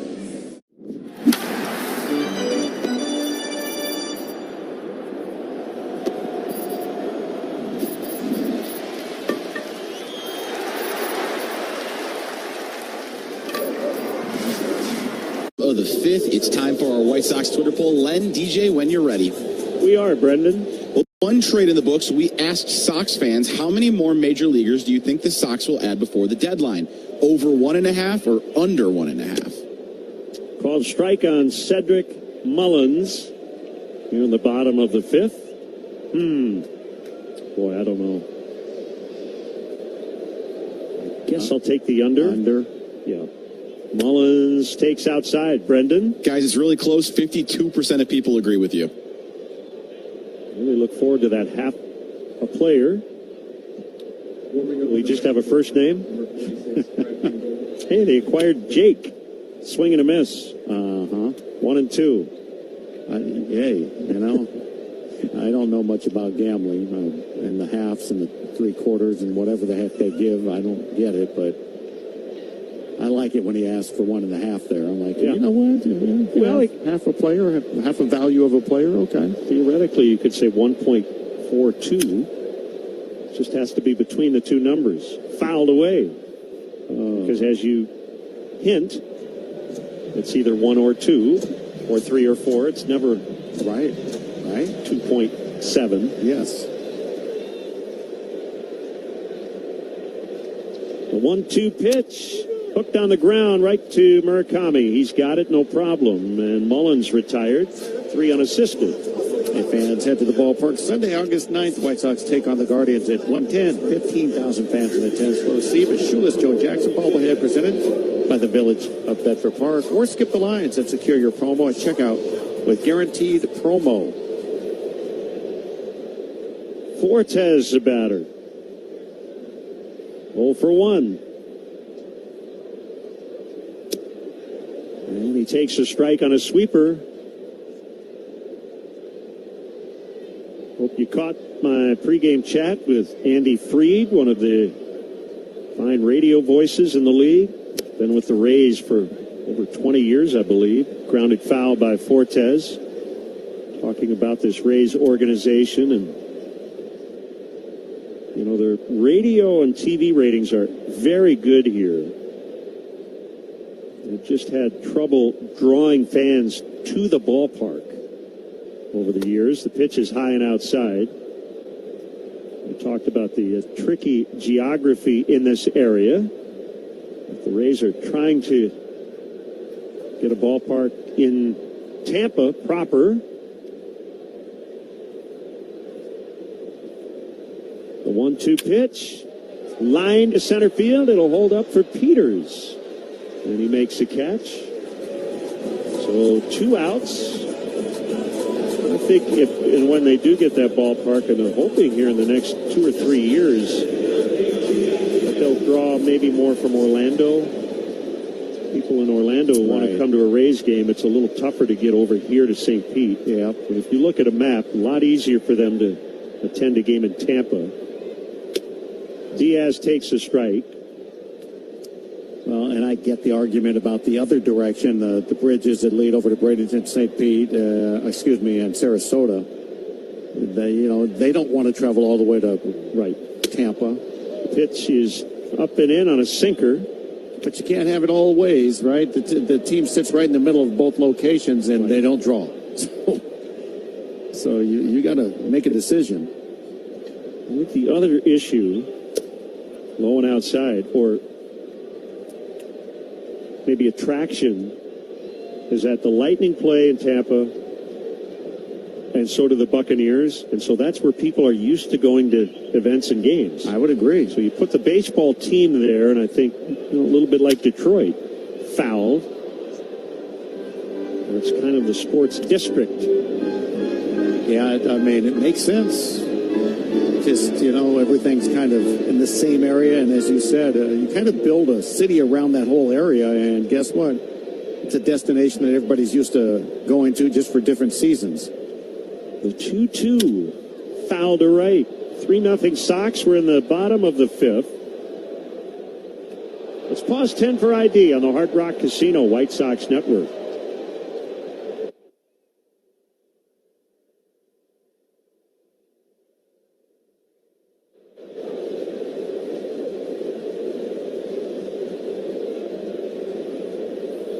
The 2-2 from Kay. It's high.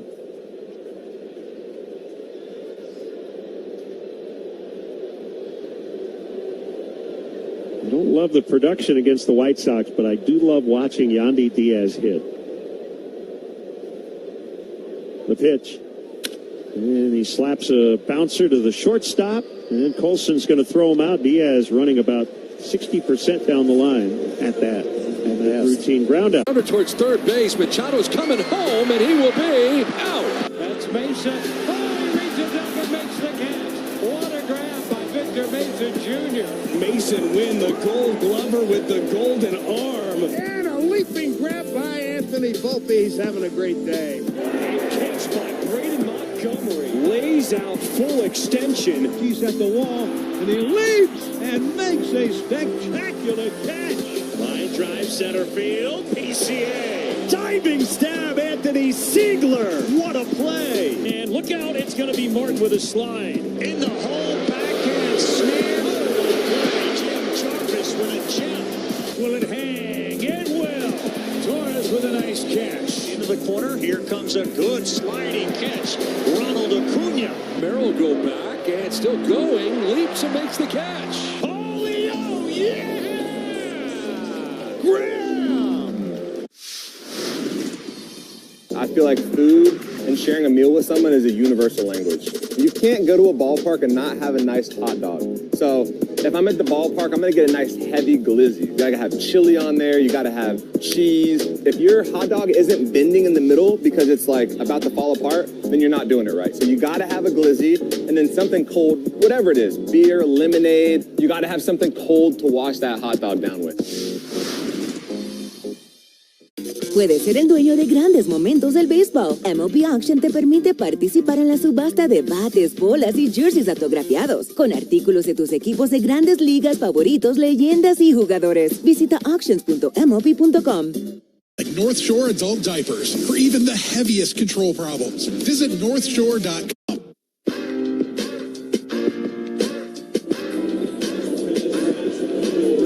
Welcome to our listeners tuned in on the voice of LaSalle County, 93.5 FM and 1430 AM. Top six, Sox lead 3-0 as they face Craig Kimbrell. He pitched for the Sox late in 2021 after being acquired from the Cubs. This is his 17th year in the major leagues, fouled back by Colson Montgomery. He's 38 years old. And at one time, the most dominant closer in the game. He came up with Atlanta in 2010. And through 2014, he had a career ERA of 1.43. Swing and a miss on a changeup. Yeah, I remember watching him from afar back then with Atlanta, and then he went up to Boston, I believe, after that, and you just went, how does anybody put a bound on the ball from this guy? Before he went to Boston, he had a stop in San Diego, and he was a teammate of Will Venable, one of 10 active players who was a teammate of Venable.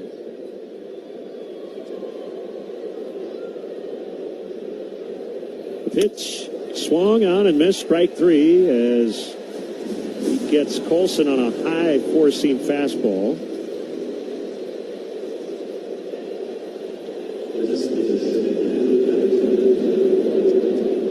Benintendi coming up.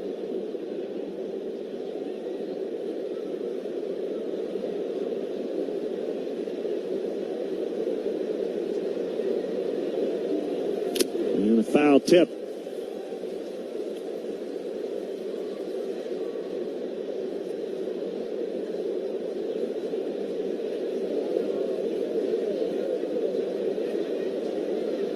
Craig works out of the stretch. Here's the 0-1. And it's hit in the air out into deep center field. Mullins at the wall has just enough room to put it away. Then he bidding for a second home run. Came up just short. Bit of a tease right there, but didn't have that sound to it. Hit it about 400 feet, but it's 404 to that fence, and you got to hit it about 410 to get it past that fence. Kimbrell pitching for his second team this year. Put up a 6 ERA and 14 appearances with the Mets. Much better here with Tampa Bay. Peters takes ball one.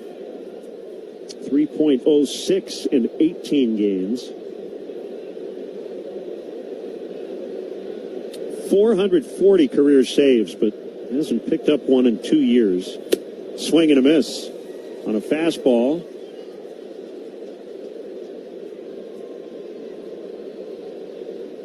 stuff-wise, he was early in his career at the top of the heap. Oh, absolutely. Now it's just not, but he is a veteran. He knows how to pitch. The pitch is outside on a changeup. Yeah, like I said, I used to see him on TV and go, I don't know how you can hit this guy. It literally looked like he was throwing a baseball that was unhittable in everything that he featured.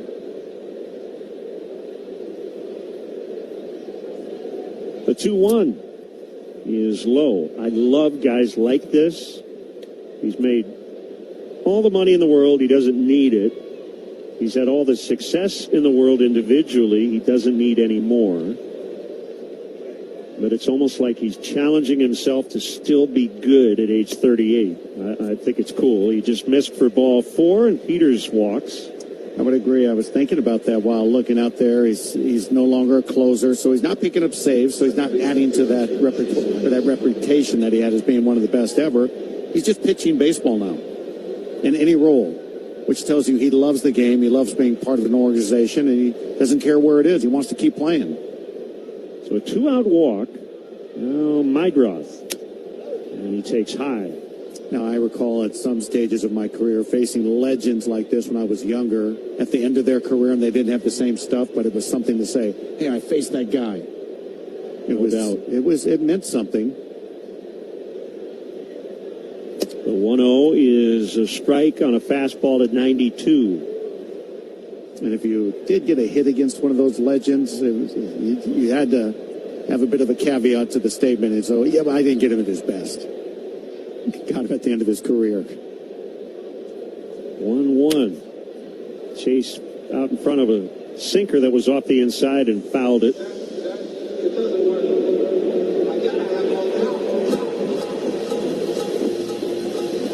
Trying to rally here with 2 outs. Peters just walked. 1-2 on Chase Mydroth. The pitch. Low and outside. What a pick. The ball hit the dirt in the left-handed batter's box, and Fortes was able to backhand it.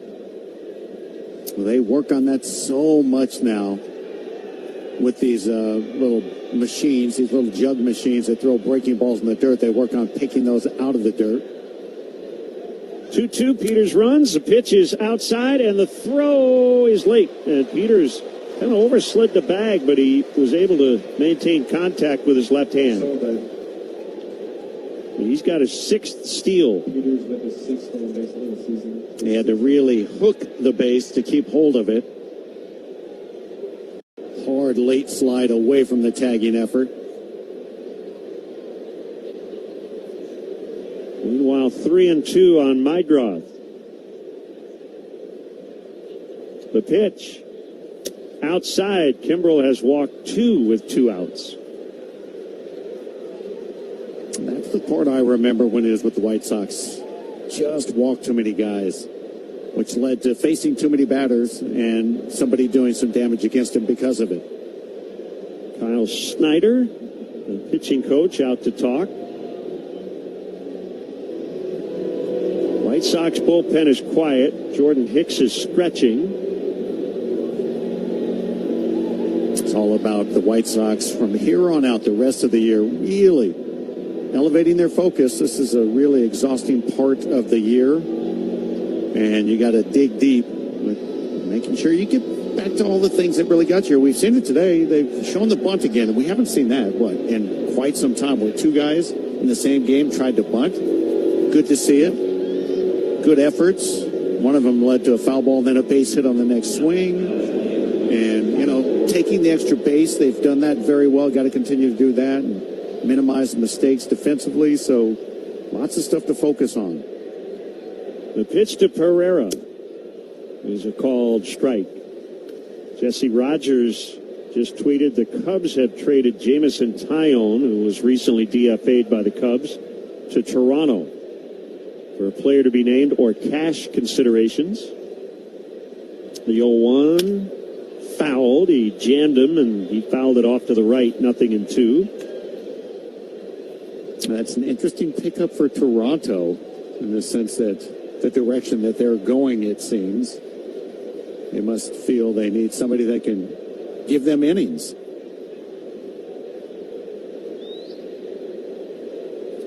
The 0-2, and he takes a high one. Blue Jays into action. 52 and 59. They're in last place in the East, but they're 3.5 out of a wild card. So they're not out of it yet. Kimbrel steps off.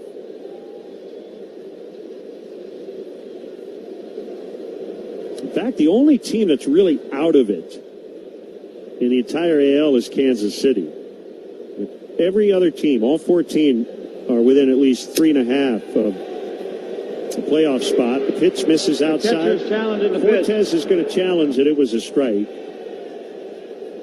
And it is outside. Pitches the ball. So Pereira's still alive. Well, I think Fortes, he kind of bit because Kimbrel was walking off the mound like that was supposed to be strike 3 called.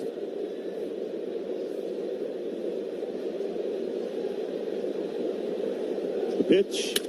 That one is hammered in the air, deep left center field, and it's going to get to the wall. Peters scores. Meidroth right behind him. A big 2-run double for Everson Pereira. He just ended it 0 for 20. And it's 5-0. Boy, what a nice swing and result. After what Kimbrel and the catcher thought were strike 3, he got looked like a hanging breaking ball sweeper slider that was right there.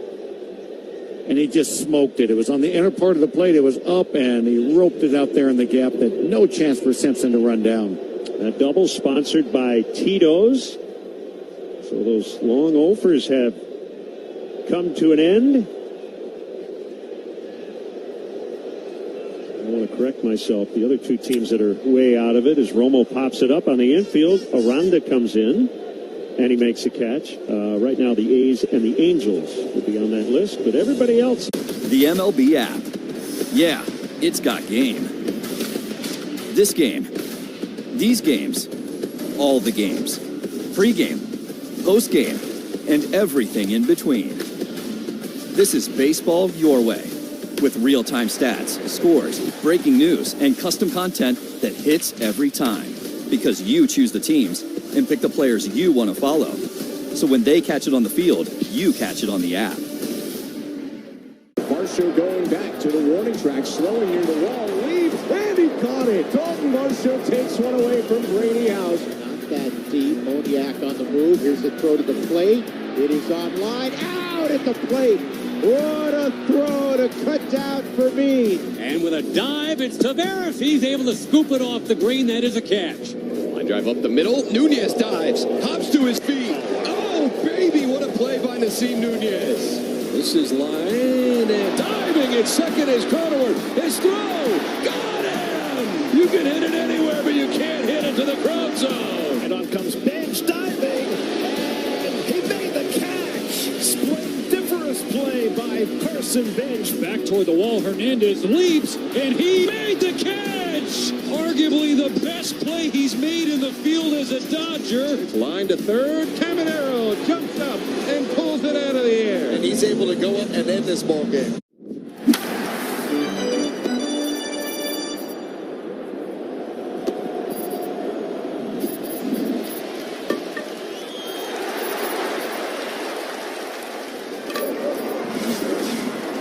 Nothing as we head into the bottom of the sixth. It's time for our Gateway to the Booth, brought to you by the City of Countryside, Chicago's Western Gateway.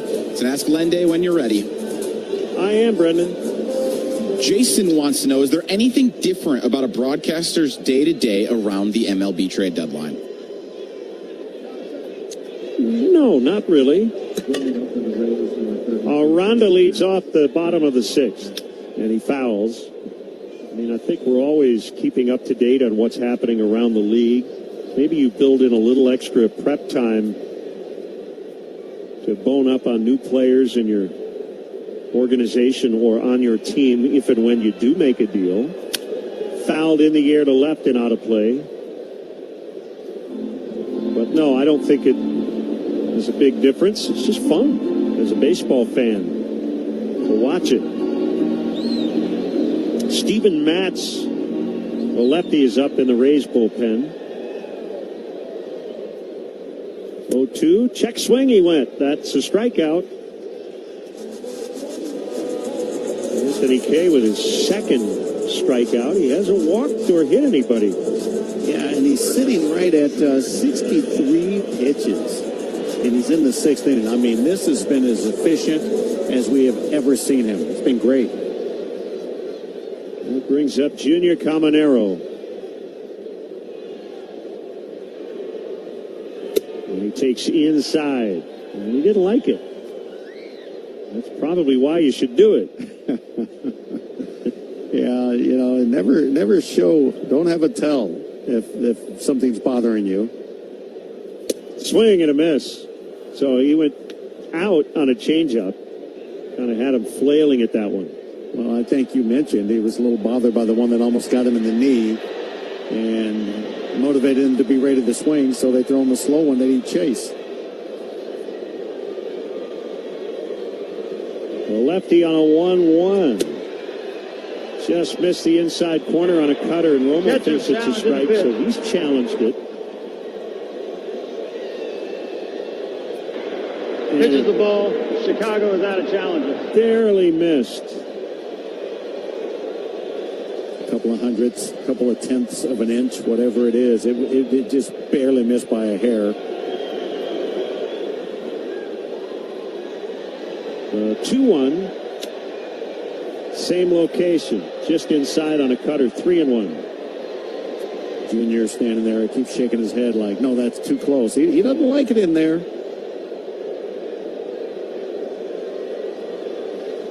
The 3-1, big swing and a foul on a sweeper. It's a full count. Kind of fed on a 3-1 aggressiveness they felt he would have, and from a sweeper that was probably not a strike, but he was able to at least foul it off and feel good about himself.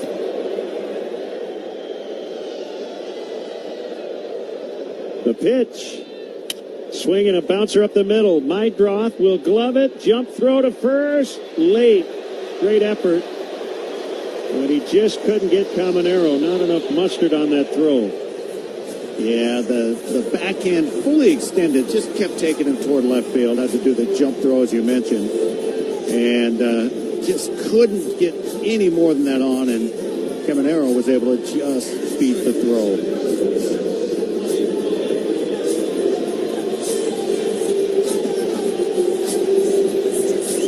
Bring up Ryan Belade, who has 2 soft singles. Runner on first, 1 out, 6th inning, 5-0 White Sox. Delayed in the 6th in Cleveland, 5-0 Guardians. Swinging a high fly ball out into left center. Antonacci will be called off at the very last second by Peters, who makes the catch. And it seemed like Antonacci may have had trouble seeing that because Peters was behind him making the grab. Antonacci, he was going to make that catch, was going to have to make a late adjustment and veer back. He heard his center fielder and just stopped. So with 2 outs, it's Simpson.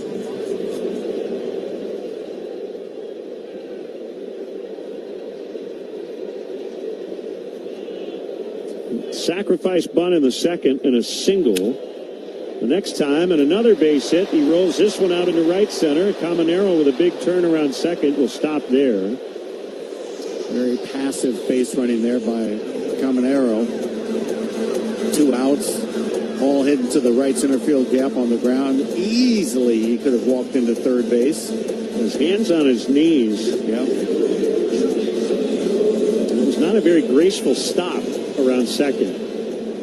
I mentioned the other day, it looked like he hurt his ankle on the home run he hit. Rounding first base before he got there, he twisted his ankle, so maybe it is bothering him a bit. Grant Taylor's going to get up in the bullpen as DeLuca takes a strike on a sweeper. By the way, we want to wish Sir Anthony Dominguez the best with the Mariners. We really enjoyed getting to know him, and you know, his last 10 outings or so were really good. And after some struggles, obviously there's a foul, pitching in lower leverage, but that big outing against the Yankees the other day helped the White Sox win that game, and he will help the Mariners. Yeah, you said it. Great guy. Love getting to know him. Good teammate, good for the organization. He'll be good for the Mariners. The 0-2 is softly bounced to third, and Vargas will just glove it. It's an infield hit. And the Rays have the bases loaded with 2 outs. And the batter will be Williamson. So they're trying to get back in this game. They had a bases loaded 1 out spot in the 4th inning. And did not score. And Zach Bowe will head to the mound. So DeLuca with kind of a swinging bunt to reach. 2 infield hits. Have K in the jam. And White Sox Charities is honoring Jim Thome and his 500th home run with a limited edition bobblehead. Thome hit the milestone home run in walk-off fashion against the Angels. The bobblehead depicts the historic moment. Order your bobblehead today at whitesox.com/Thome and support White Sox Charities.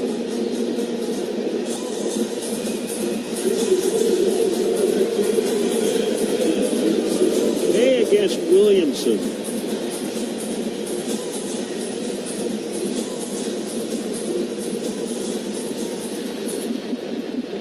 Infield back with 2 outs.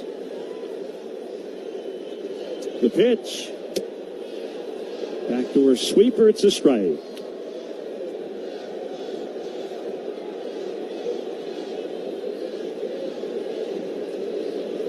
Williamson with an open stance, kind of leaning on that back leg. And he takes one inside.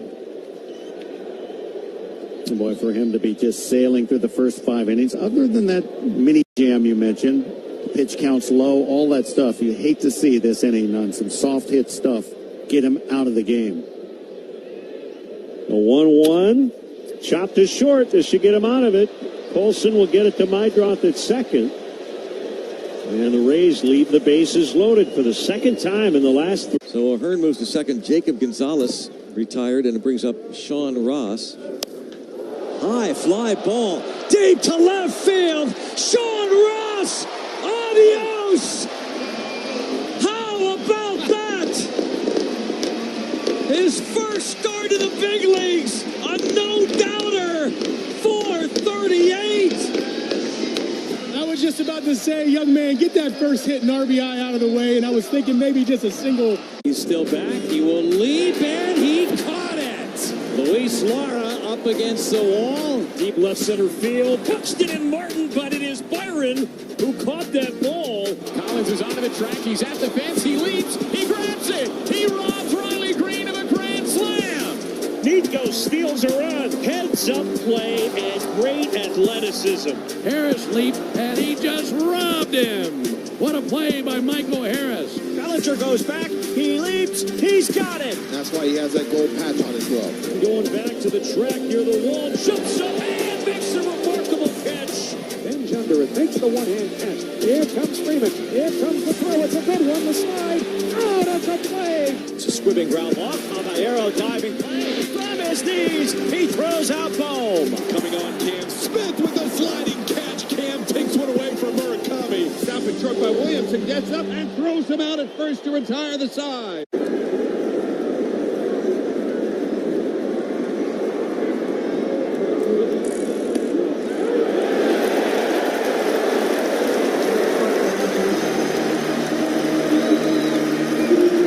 Pitcher for the Chicago White Sox. Got him looking. You're listening to ESPN Chicago. He struck him out. Home of your Chicago White Sox.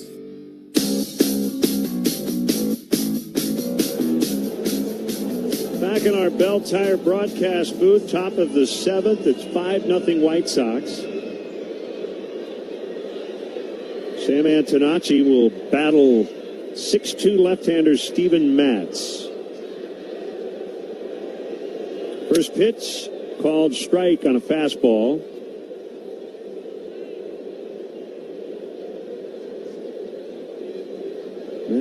Matz is from East Setauket, New York. The pitch is a strike.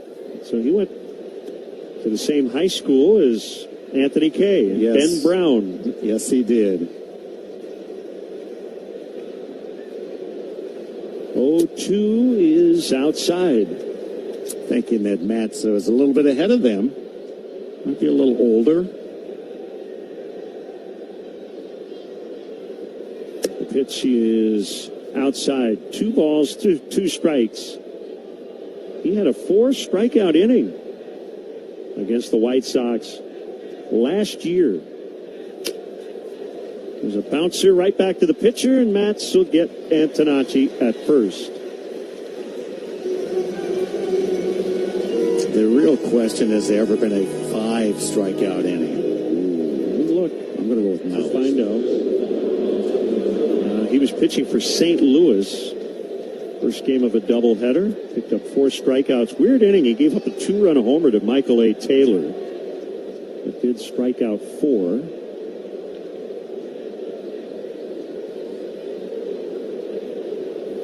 Mooney takes inside. It has happened in the minor leagues, never in the majors. Mooney fouls. That's a deep dive right there. Good job. But, yeah, we're talking where it's, actual records, it's big league level. But I will say this, anybody that says, hey, I struck out 5, I don't care. That's impressive wherever it was. April 24th of 2024, Josmer Alvarez pitching for Visalia, Arizona prospect. Struck out 6 of the 8 batters he faced, including 5 in 1 inning. Well, it goes to tell you that I'm going to go with it. Wasn't the catcher. It was his pitches were so nasty. They were swinging the stuff in the dirt against him. He had 4 wild pitches. Yeah. 1-1. Demune is outside. So this is from 24. It was the 5th time in minor league history that a pitcher had struck out 5 in an inning. Called strike 2-2. Oh, there's so many minor league games. Yeah, I can see that. No recorded instances in the major leagues. Asked and answered. 2-2 and a half swing bouncer to the second baseman, and Valade will just flip it to first from his glove to get Murakami. There's always why flip it with your glove when you have time to do the transfer? But this was pretty easy and routine for him to flip that one with a glove. With 2 retired, it's Vargas. He's 0 for 3.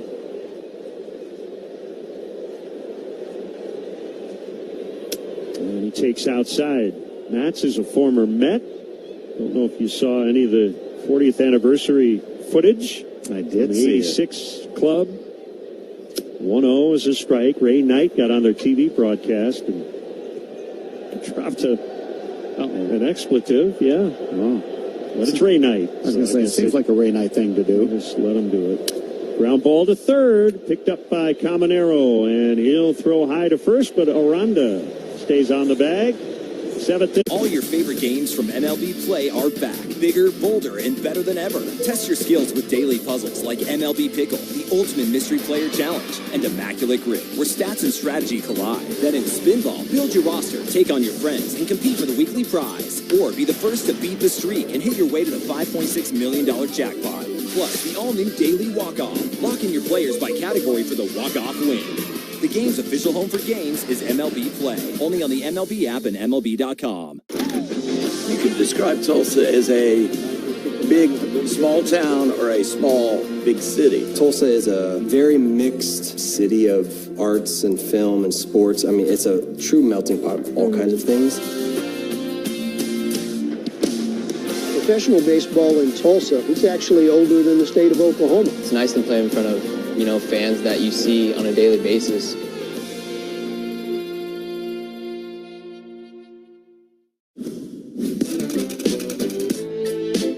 With these designs, I wanted to bring out the Old English letter font, but add a twist to it. This is one I've developed over the years and used on a lot of tattoos. You could tell a sign painter or a lettering person by their numbers. That reveals a lot about them. It's an honor to design for the Dodgers. It's almost gone beyond sports, even into fashion. People wear LA caps all over the world.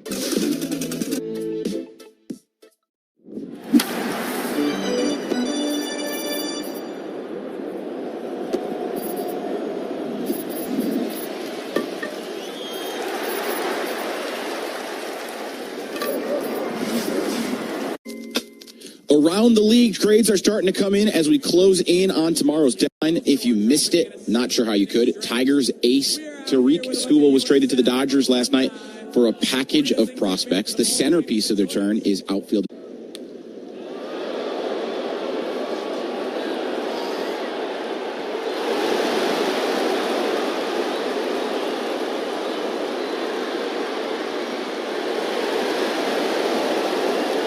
The MLB app. Yeah, it's got game. They're in a rain delay in the bottom of the third. The Braves lead the Nationals 3-2 in the bottom of the seventh. The Cardinals on top of the Blue Jays 1-0 in the bottom of the eighth. Looking in division, the Guardians currently up 5-0 over the Diamondbacks. That one's in a rain delay in the top of the sixth. It's the Sox up 5-0 over the Rays as we head to the bottom of the seventh. We'll send you back out to Tropicana. Len and DJ. Brandon, thank you. Anthony K. back to work in the seventh. Worked out of a couple of bases loaded spots of trouble. But that efficiency you mentioned for most of the game might buy him another inning.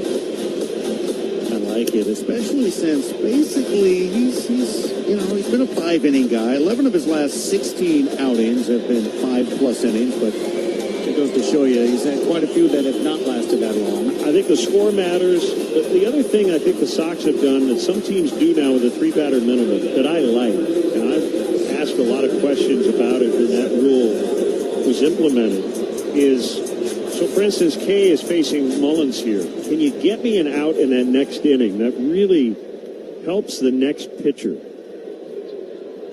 Not that he's coming out after Mullins, but if so, there's a pitch inside. I agree. It makes life easier on the reliever coming in with one out.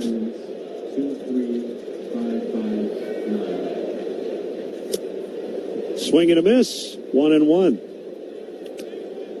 Some guys like to start that inning clean, but you get a little wiggle room if you have an out already, knowing that you have to face at least 3 batters. Fouled. Yeah, I mean, I agree with you. Most relievers want to start with a clean inning. No, that's not going to always be the case, but yeah, if you're coming in, it's a clean inning if there's nobody on base. I was going to say, it's clean. There's just already an out. Yes. Kind of alleviates the extra pressure. It's like the opposite of extra innings. Instead of a runner at second, nobody out, it's nobody on 1 out. Yeah, there you go. The favor of the pitcher. The pitch, it's high.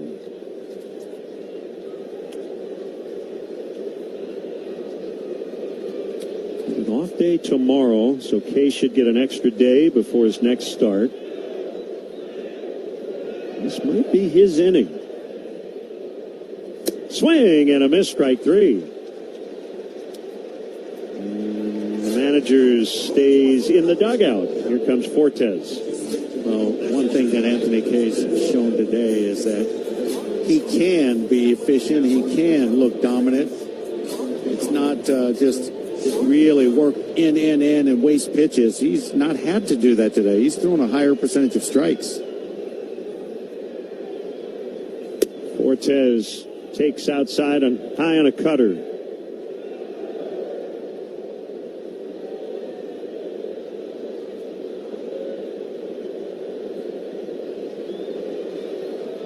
The motion and the pitch. A little high on a sweeper. He's setting the ABS. The White Sox are out of challenges. The Rays have 1 remaining.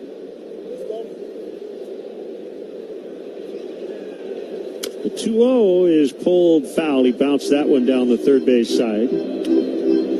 Fortes, just watching him in this series, He and DeLuca both are guys that you can kind of see they almost have like a two-strike approach when they walk up there. They're trying to make contact first and foremost, just kind of hit line drives.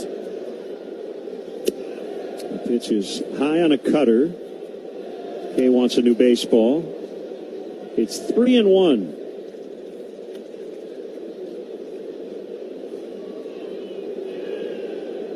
This is the final at bat of the third time through against Kay. Diaz on deck will be a fourth spin, so this might be it for him. Fouled 3-2. But again, you've got this 5-0 lead, so a little extra room here.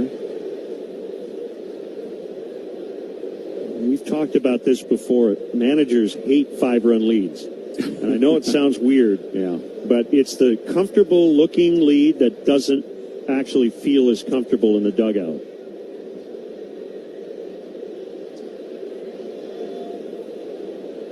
The pitch, foul. Yeah, because all it takes is a little hit by pitch. Next batter walks up, it's a 2-run home run, and next thing you know, as a manager, you're scrambling. Oh, wait a minute, they're back in this game. Yep. Feels good until it's not, but I like the game we've seen from Anthony Kay today. It's been one of his better ones on the year. Another 3-2, and he missed low. So he walks Fortes, and here comes the manager. First walk issued by the left-hander on the day. Grant Taylor will come in to face Diaz. Seventh inning, 5-0 White Sox. Back to the Trop on the Hard Rock Casino White Sox Network. Borrow what you need when you need it with a home equity line of credit from Republic Bank of Chicago. From home improvements to unplanned expenses and everything in between.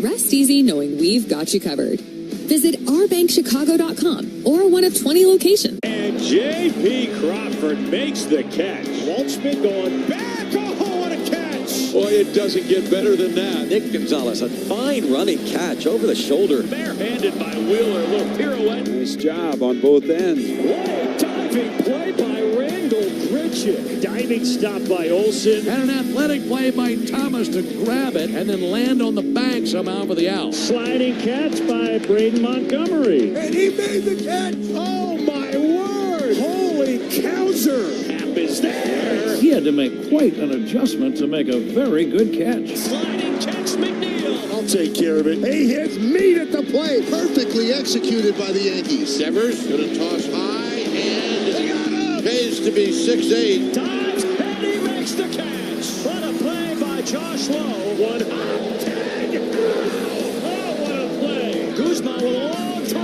It's perfect. What a play, what a throw.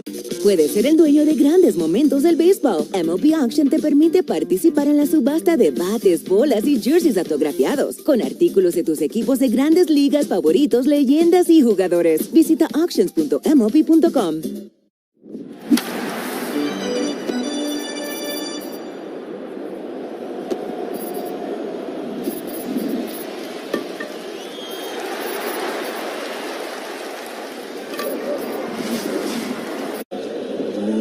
Gives way to Grant Taylor. Inherits a runner at first, one out. Bottom of the seventh, Sox lead 5-0. I'm going to go with, I'm throwing it out there right now, that Taylor's first pitch of the at-bat is a breaking ball. Slider or curve. Okay. All right. Because it's the last pitch you would ever think if you're Diaz to sit on. Just not going to do it. So be smart, throw a slider or curveball to get ahead. Trying to get the PitchCom devices in sync. Your bugaboo. They seem to have done it. I feel like we had a good stretch there where it wasn't happening much, and now it's starting to happen a little too often. The equipment's, almost a season older. Right. Diaz hits a fly ball down the right field line, and it's foul and out of play. It was a fastball, so you owe me what? Another massage.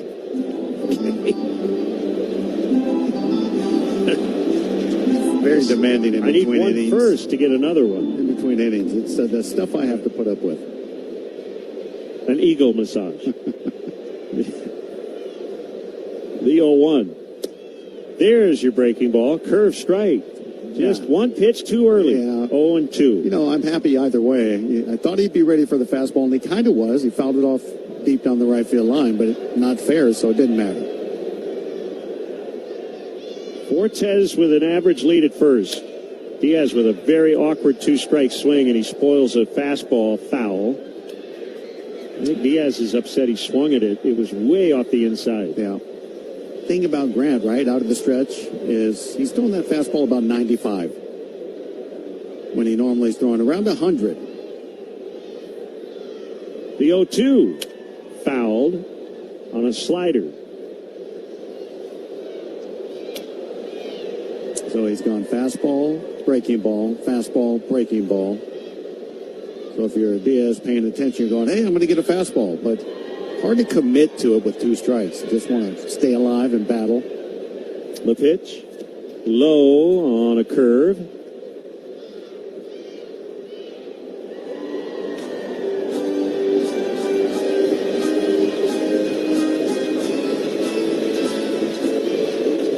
Runner on first, one out. Bottom 7. The pitch, fouled behind the plate. Not a real good swing by Diaz there either on the 97-mile-an-hour sinker.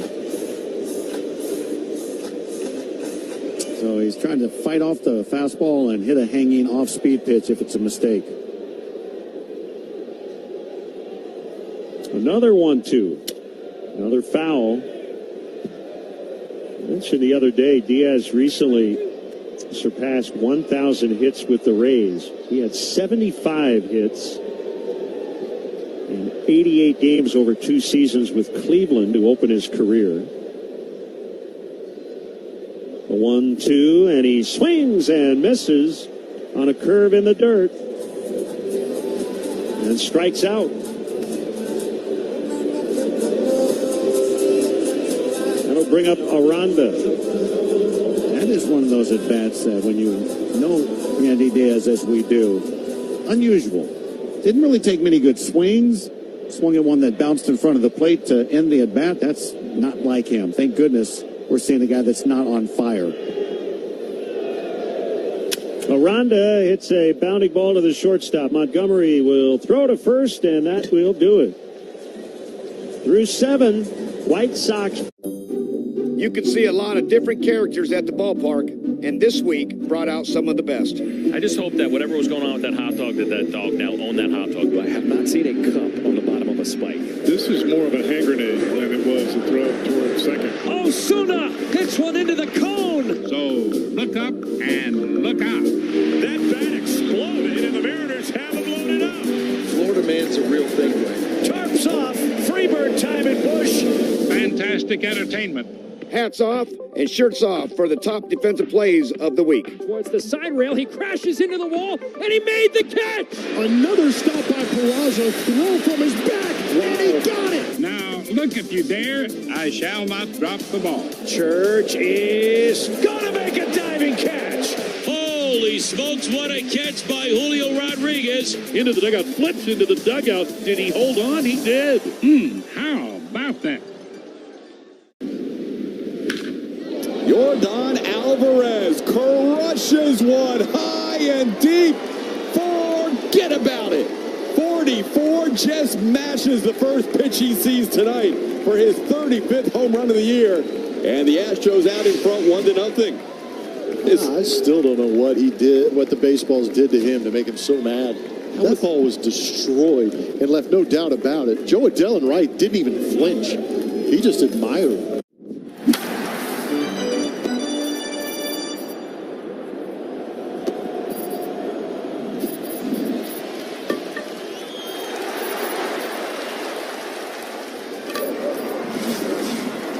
You're listening to ESPN Chicago.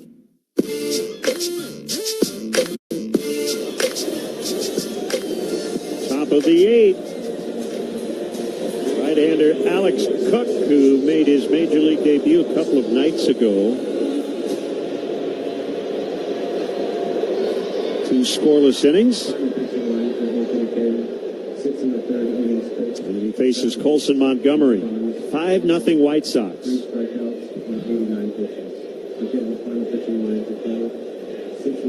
the pitch is fouled back. I think the story goes, after that game, his family and friends were here. We saw him on the field getting hugs, and very emotional moment after making his first appearance in the major leagues.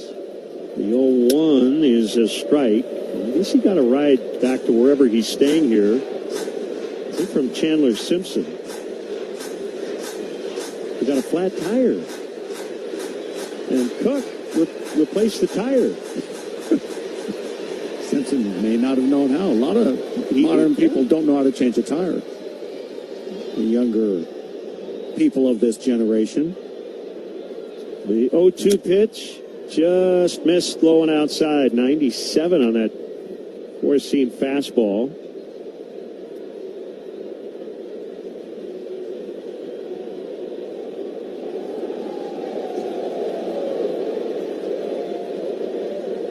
The 1-2 is fought off, foul in the air, back and into the seats.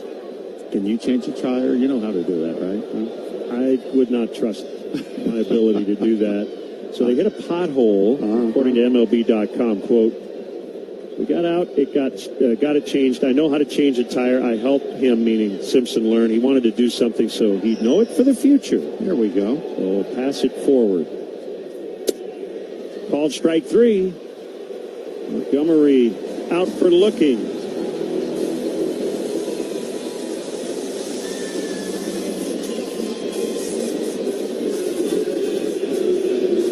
Benintendi. He has the only home run hit in this game. When's the last time you changed a tire? That's a good question. It's probably been about 10 years. The first pitch is low. Yeah, my little sports car sometimes had some issues that I'm like, oh, here we go. That dang low-profile tire again. You're in the middle of nowhere. You're not calling for help. You got to do it. Another low one. Throwing that temporary, and let's go. Rookie Duncan David is up in the bullpen for the White Sox. A swing and a fly ball, well hit out into right. This one will be caught right on the edge of the warning track. That's the second straight at bat, in which Benintendi just missed one after homering back in the fourth. Chicago Sports Network is your TV home for White Sox baseball. Stream the Sox all season long, anytime, anywhere, on up to 3 devices with the CHSN app. Be pretty cool if David gets into this game. He made one major league appearance earlier this season. His debut in Kansas City. Peters takes a strike, a former Ray. David never got to the big leagues, but was an 18th round pick with Tampa Bay. So pitched in their system from 22 to 25. Peters takes low. It's 1-1. Before he was traded with Curtis Meade and Ben Peoples to the White Sox for Adrian Hauser. It was on July 31st of last season. Peters pops it up, and this will get out of play off of third. With some names that you just mentioned just scattered to the wind and moved around, those other names. Meade went to Washington this year and then to Boston. Don't know if his season is done yet, but he fractured his left wrist in his Red Sox debut, so he's on the IL. Ben Peoples is now pitching for the Texas Rangers. There's a foul fly to left out of play.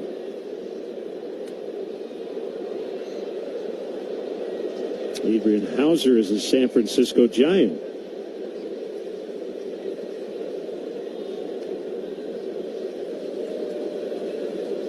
The pitch, low. 5-0. Sox lead them in the 8th inning.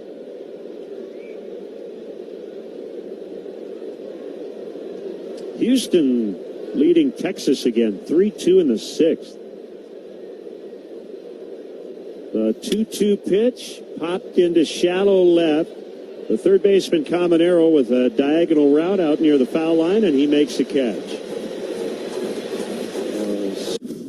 I'm helping these kids be the best versions of themselves, and I'm also representing like where I came from. And then the Zilla team, I was working with a creative guy that was with Nike. I work with my best friend who manages this team with me, and we kind of just like put together like what we think would look cool. We were like Godzilla theme. You kind of get to help them grow up into a young man and help them just make the right steps forward. And that's really why I started it, to have impact. On the mound for the Marlins, it is Yuri Perez. The 22-year-old won't turn 23 until April 15th, and last season had a 4.25 ERA. Those numbers are very deceiving because he had a really strong finish. Perez has got him 0-2. See ya.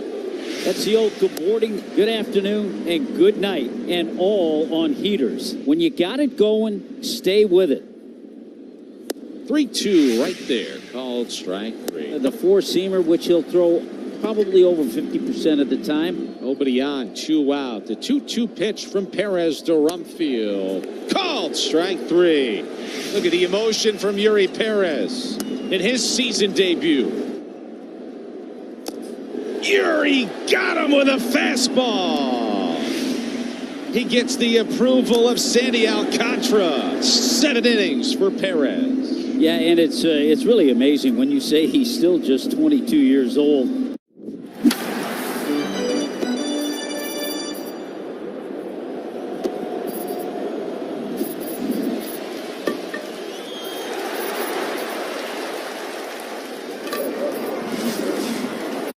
He's out, and he made an amazing grab.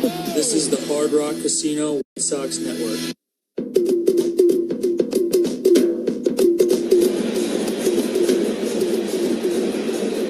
Getting late, bottom of the 8th. Taylor's still in against Junior Caminero. 5-0 White Sox.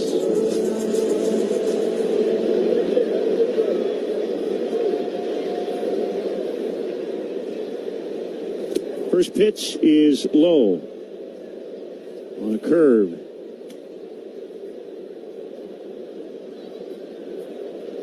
The Rays yesterday picked up their 4th shutout in the last 7 games. 1-0. So he didn't really hit much, but hit enough. There's a ground ball base hit into center. Caminero now 2 for 4. And yesterday was the first time in their franchise history in which the Rays won a game without an extra base hit and a walk. Yeah, that's crazy to think of.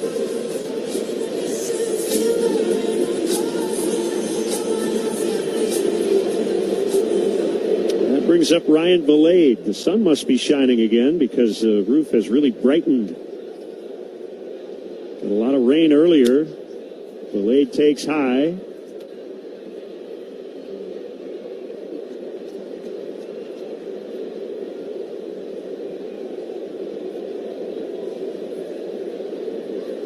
The 1-0. It's a strike.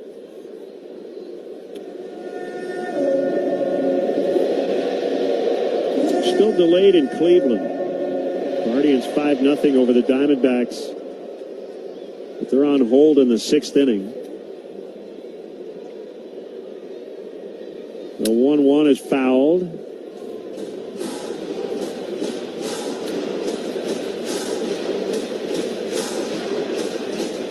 One ball, 2 strikes to Valade. Not that Grant is a big ground ball double play guy, but that'd be nice. Just, speed things along. The 1-2, and he bounced one, knocked down by Romo. We're seeing the game of baseball kind of, it's cyclical, where we're seeing small ball played a little more like by the Rays and other teams, and White Sox have incorporated it. I'd like to get back to that where the umpires check a ball that hits the dirt, see if it's still good instead of just throwing it out. I agree. Ground ball to third. Vargas to second. 1, relay 2. Good stretch by Murakami. You called it. It just speeds things along. Hardner just speeds things along, and nothing wrong with that on a day like this. Double play brought to you by Steinhoffels. Let's pause briefly for station ID on the Hard Rock Casino White Sox Network.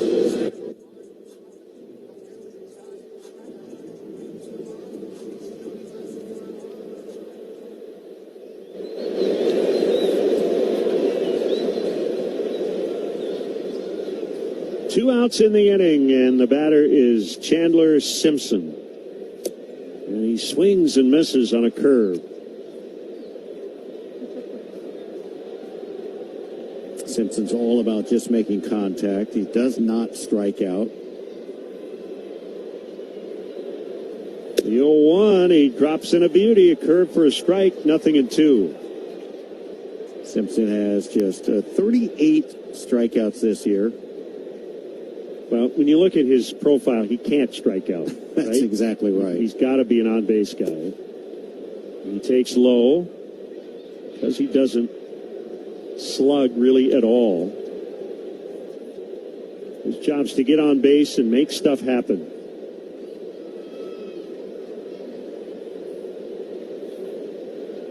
The 1-2 coming, it's low. Yeah, he's proving there's a value of being this type of player still in the right lineup.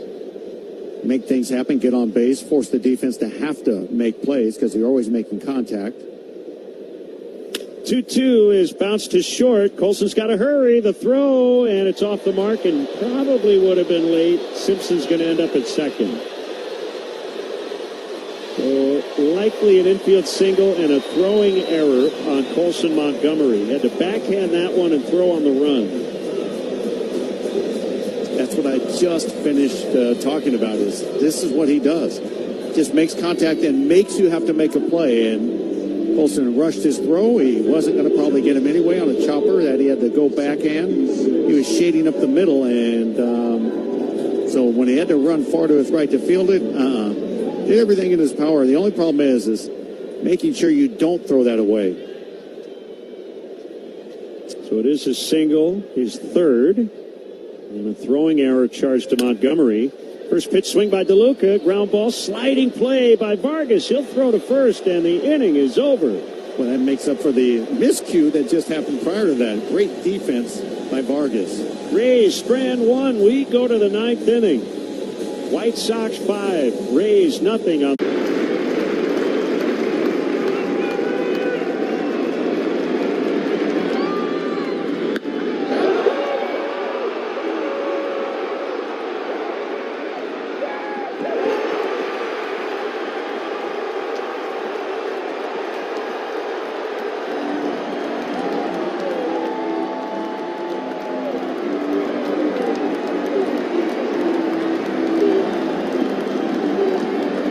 Way back there, way back, Tatis at the wall, and he leaps and makes a spectacular catch.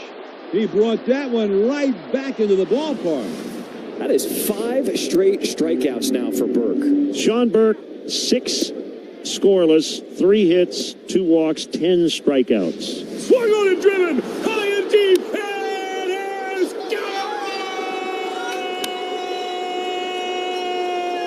Back-to-back, Abreu and Contreras. 7 strikeouts for Noah Cameron. He took a no-hitter into the 7th, and an 8 scoreless allows just 1 hit. An incredible performance today from the Royals lefty. Back it goes, deep it goes, and gone! Cody Clemens wins it down to their final strike. Twins win! Twins win! The Twins win it! If you stick around to the end with this club, you never know what you might find.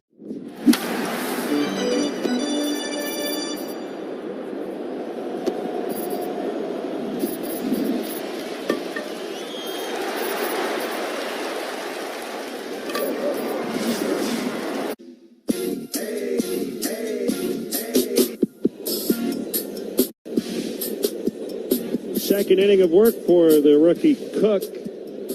Top 9, it's 5-0 White Sox. Chase Mydroth batting. He's reached twice on a single and a walk.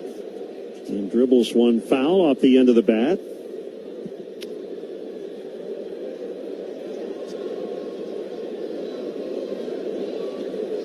Davitt is up again, along with Brian Hudson. Called strike on the outside corner. 0-2 on Mydroff.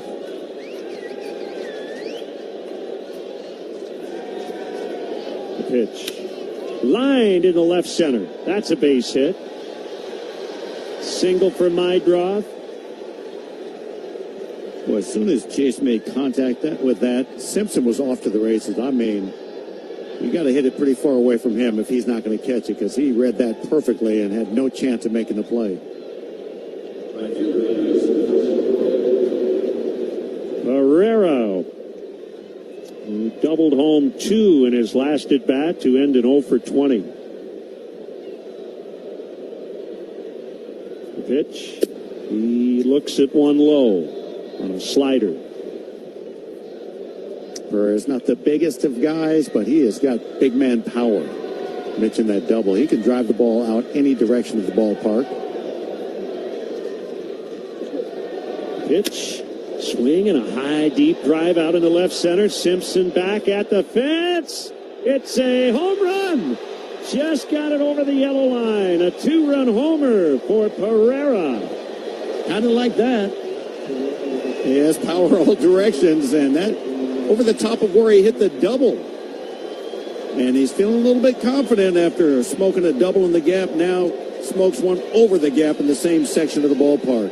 7-0 in the ninth. That home run brought to you by Hard Rock Casino.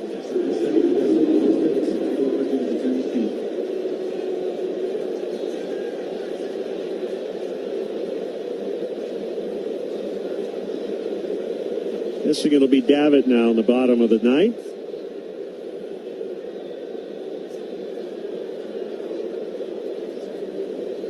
So Cook allowing runs for the first time.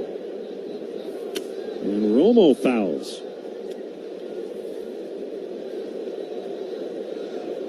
Sox getting production from the middle and bottom part of their order today. It's always nice when you don't need all the big Top Gun guys at the top of the order. For sure. Called strike 2. But I just sit here thinking about how it's a chance for them to take 2 out of 3 from the team that has the best record in the league. They took 2 out of 4 against the Yankees, the team just below them. And they're just showing they can play with anybody. Swing and a miss. Romo strikes out. First out of the 9th.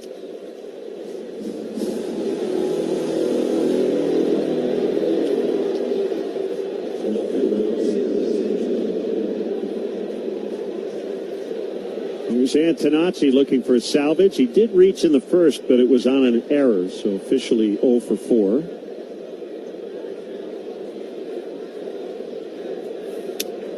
And he takes inside, ball 1. Had that little who was going to lead the league in hit by pitches, either Kay or Antonacci. In the end, it's probably going to be Antonacci. He just about got clipped again. You know, and it's games like this, though, you know, if you're Antonacci, you want to avoid being hit. You've got a comfortable lead late. You don't need the bruise. Just back off a little bit. He's been hit 19 times. Kay has hit 20 batters, called strike. And he didn't hit anybody today. Just saying that, I almost fainted.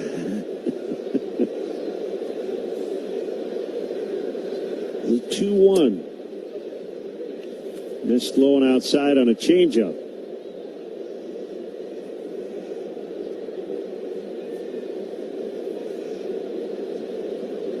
The 3-1 pitch is popped down the third base side, foul territory. Caminero races over and makes a nice catch. He goes and gets those pop-ups pretty dang well. Big kid, confident over there with the glove on the pop-ups for certain. Made quite a few errors. Has 15 errors on the year, though. With 2 outs, it's Murakami, and probably his last opportunity to get a hitting streak up to 10. Swing and a miss. That was not a extend the hitting streak swing. That was hit a home run swing. Yeah, it's funny. He just told you a story. What means more? Just trying to get a hit and keep the streak going, or hitting a home run? He's thinking home runs always. Check swing, strike 2.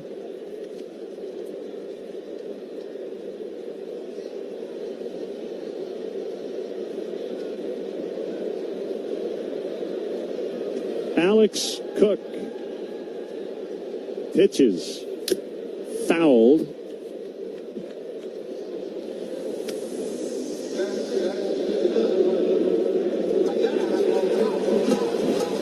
Seven nothing White Sox lead. They've actually been out hit 9-7. 0-2 is low, but the Rays don't have an extra base hit. White Sox have 2 doubles and 2 homers. Second straight game for the Rays not to have an extra base hit. Here it comes. Outside.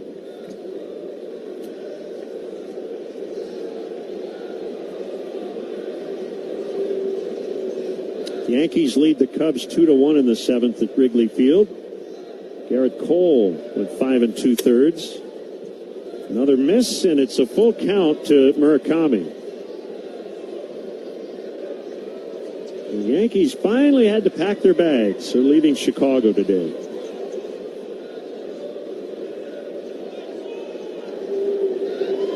The 3-2. A swing and a liner fair. Right field corner. Murakami will end up with a double, sponsored by Tito's, and he's got a 10-game hitting streak. Boy, he made it dramatic. Last swing of the day for him, and it paid off. Pitching change for the Rays. It picked up his 10th double of the season. 7-0 Sox. Top of the ninth. We're back in a moment on the Hard Rock Casino White Sox Network. Want to live life at max volume? Then look no further than Hard Rock Casino, Northern Indiana, with over 1,700 slots, 80 table games, live entertainment, and 5 restaurants which span a wide range of culinary genres.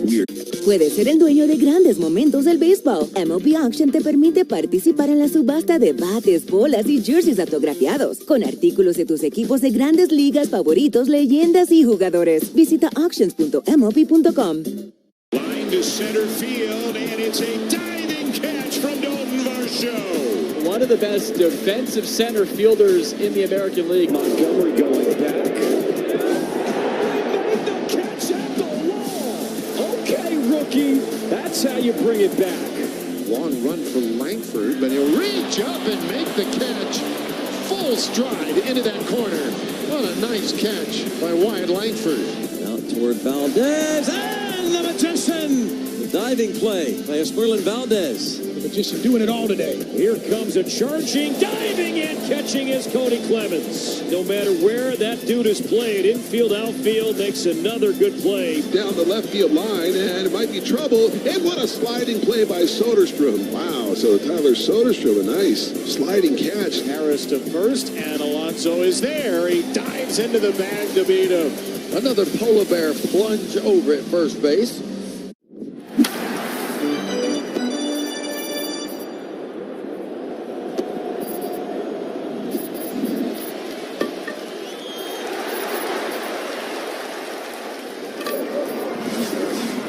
I assume everything's okay with Mone. It's just about the score at this point.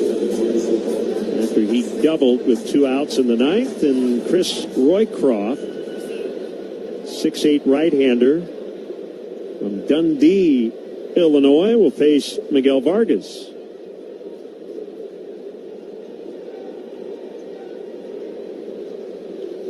And Vargas hits one in the air, deep left center field, way back there. It's a home run, a 2-run blow to make it 9-0. He's got his 24th. Both Murakami and Vargas salvaged the day in the last at-bats. Boy, he was short and quick to that high fastball. The last couple of home runs he's hit have been on pitches up in the zone. Another Hard Rock Casino home run. 2 two-run shots in this inning.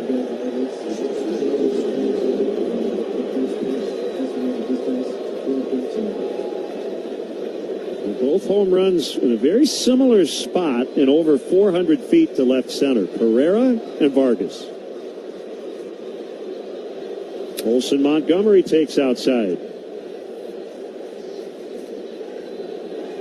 White Sox flashing the power again. They go through these runs where the home runs come in bunches. Third one of the day. 1-0 pitch is fouled. It's 1-1. Always makes me wonder, right? As a pitcher, you come in the game and you're trying to get your feet comfortable underneath you out there, and you're like, okay, first pitch, just throw fastballs. That's the only pitch a guy's looking for from your first pitch of the game is a fastball right there. Yep. And you throw it and hope he doesn't hit it. Swing and a miss. And the percentages are really, really high. He's not going to hit a home run, even if it is right there. He's going to pop it up, swing and miss, foul it back, get a hit. But a home run is low percentage.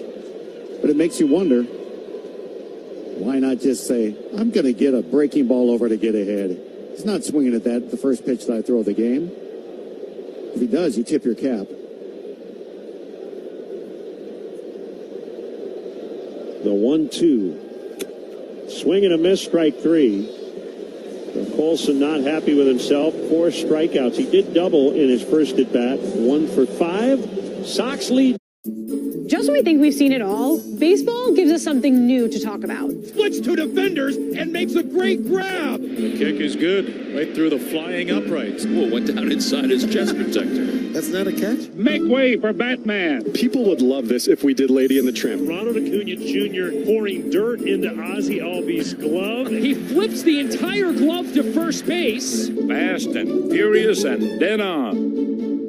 Now let's dive into this week's top plays. Is pulled and a leaping grab by Shoebait. Carson Bench with a pulchritudinous play. Moving fast toward big league stardom. Randy Rosarena! Superman catch! What a leaping grab by Quan. And those 39-year-old legs are still cooking. Oh, are you kidding me, Petey? Help it! Oh, hey now, hey now. What a play by Ryan Vick then. How about that?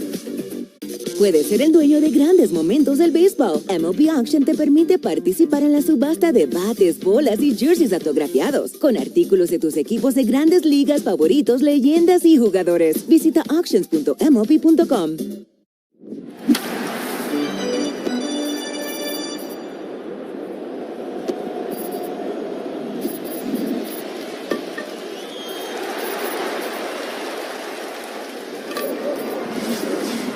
And for hardworking people. Flood's Royal Flush, a local, woman-owned, family-operated company. You dump it, we pump it. Now offering sweeping service and septic pumping.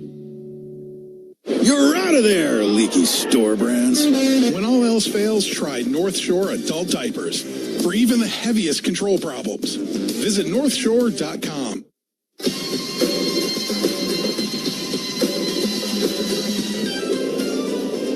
All Sox so far, 9-0. A cool moment for Duncan Davitt. He gets to face his former organization in just his second career appearance. Davitt, the Iowa native, pitching to Ben Williamson. In a swing and a deep drive out into left and a first pitch home run, and the Rays are on the board. It's 9-1. Like a broken record here about first pitch fastballs in the game. The one pitch a hitter is looking for from you is bat, and that's back-to-back if you think about it, because Vargas did it and now Williamson does it. His third home run. A rude greeting for Davitt. The pitch was inside. I don't even think it was a strike, but he was ready for a fastball in and he didn't miss it. So 9-1. Mullins takes inside on a fastball. Davitt, 6'3", 235 pounds. He's 26 years old. The Rays finally get their extra base hit. The pitch is low and in for ball 2. Crazy how often it's the one swing that gets you on board for so many categories. Run, extra base hit, home run, everything in one swing. The 2-0 is high.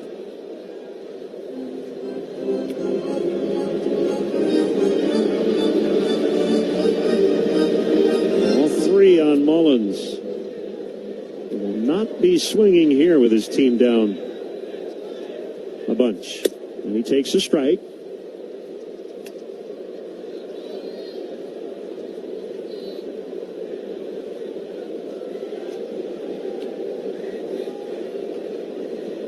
The pitch.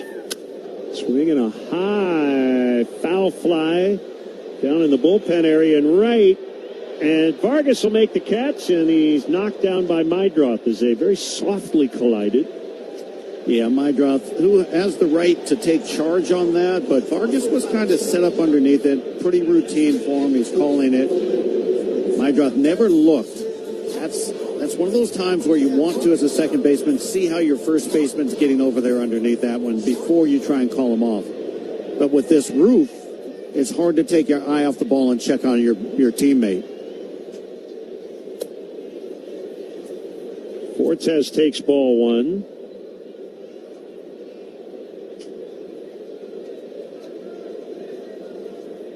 One out, bottom of the ninth. Called strike.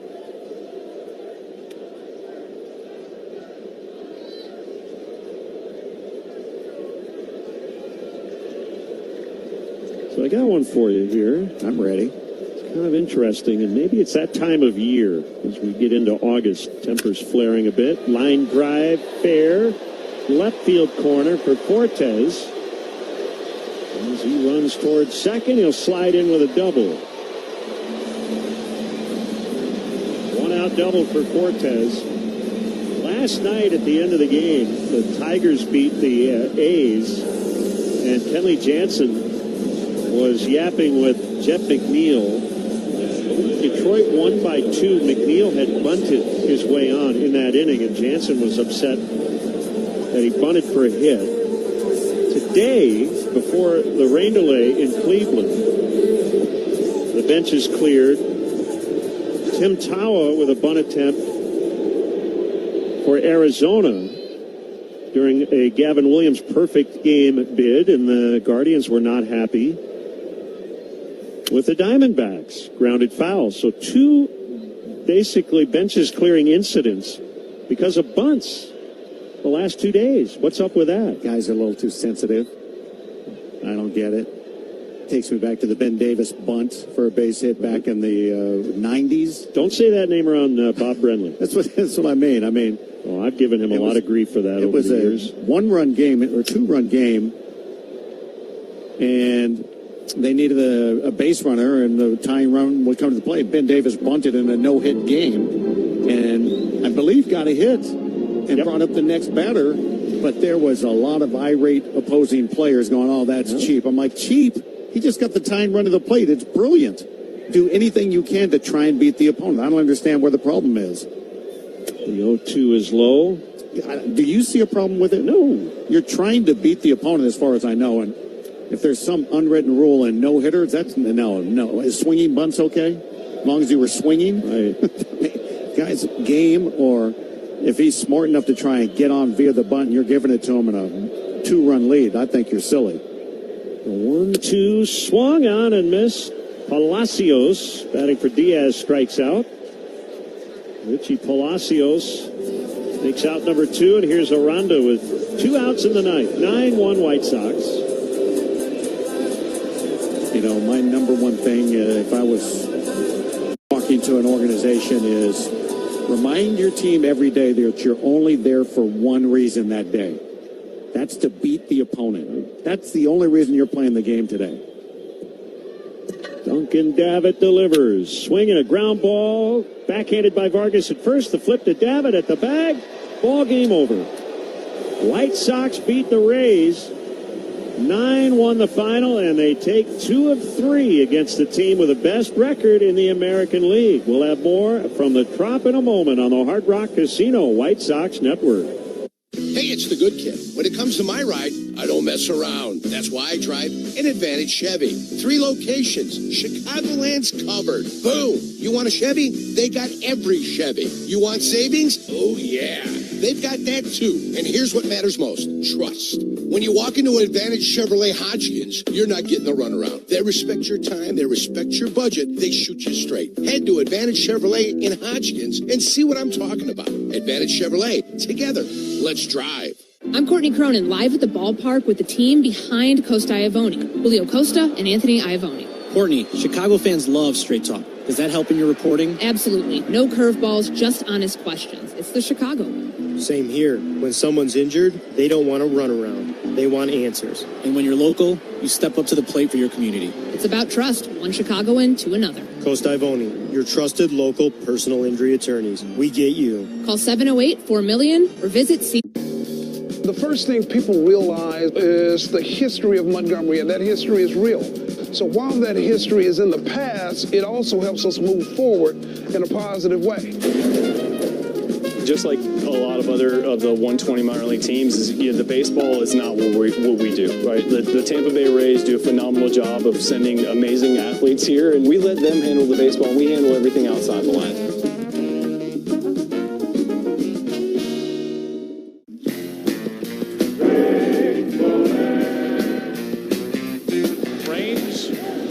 It up. Lopez fires his mask right into the gut of Tim Raines. Injury to insult. Now you got to laugh to keep from crying. Oh, that got me. Oh, was that funny? I know it's not funny, but he's all right. Here's the pitch. Swing a long drive, right field toward the corner. This one headed toward the chop house. It is long, long gone on the roof of the chop house. A tape measure home run for Luis Garcia Jr. And the Nationals lead it 2-0. That's number 23 for Garcia, adding to his career high. That one simply sent out of sight. Breaking pitch, recognizes it, throws the head out there, way out in front, keeping the body back. Yahtzee. Luis simply destroyed it. Te encantan los jugadores. Te encanta el juego. ¡Y se fue! Ahora puedes ser el dueño de grandes momentos del béisbol. MLB Auction te permite participar en la subasta de bates, bolas, jerseys autografiados y más, con artículos de tus equipos de grandes ligas favoritos, leyendas y jugadores agregados toda la temporada. Cada artículo es autenticado por MLB para asegurar que lo que llega directamente a tu hogar es original. ¿Quieres una parte del juego? Visita auctions.mlb.com.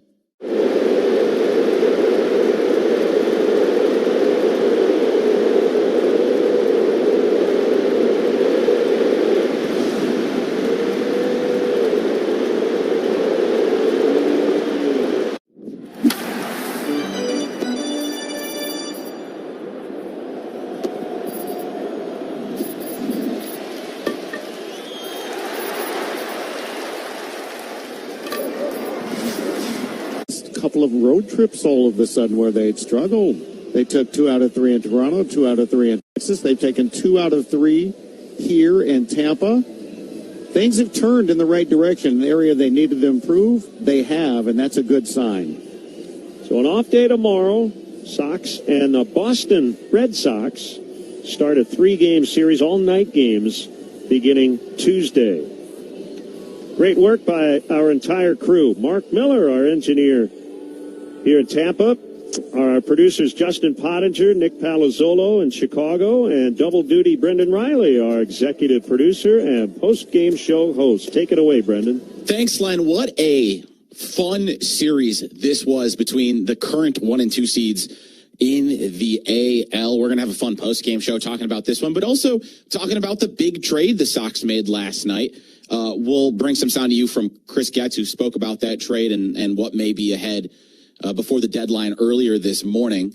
If you want to get in on the postgame show, 312-332-3776. That's our postgame hotline, the Yuengling postgame hotline. For nearly 2 centuries, the oldest brewery in America has been brewing great beer. Yuengling Traditional Lager delivers the rich, full flavor taste that's made it the brewery's flagship beer. Yuengling, the oldest brewery in America. Postgame show coming up next is the ESPN 1000 Hard Rock Casino White Sox Radio Network. Waddle, good news. I finally broke 100. Well, that's cute. Cute? Yeah, the new goal is breaking flight. Breaking flight? Yes, 95. Same number as the calories in a Yingling Flight beer. So you're telling me that my golf score still isn't low enough? Well, not if you want to keep up with flight. 95 calories, 2.6 carbs, my friend. Great, another goal to chase. Yingling Flight, the next generation of light beer. DG Yingling & Son, Pottsville, Pennsylvania. Enjoy responsibly. Hey, it's Steve Gorman. Speeding while driving gives you less time to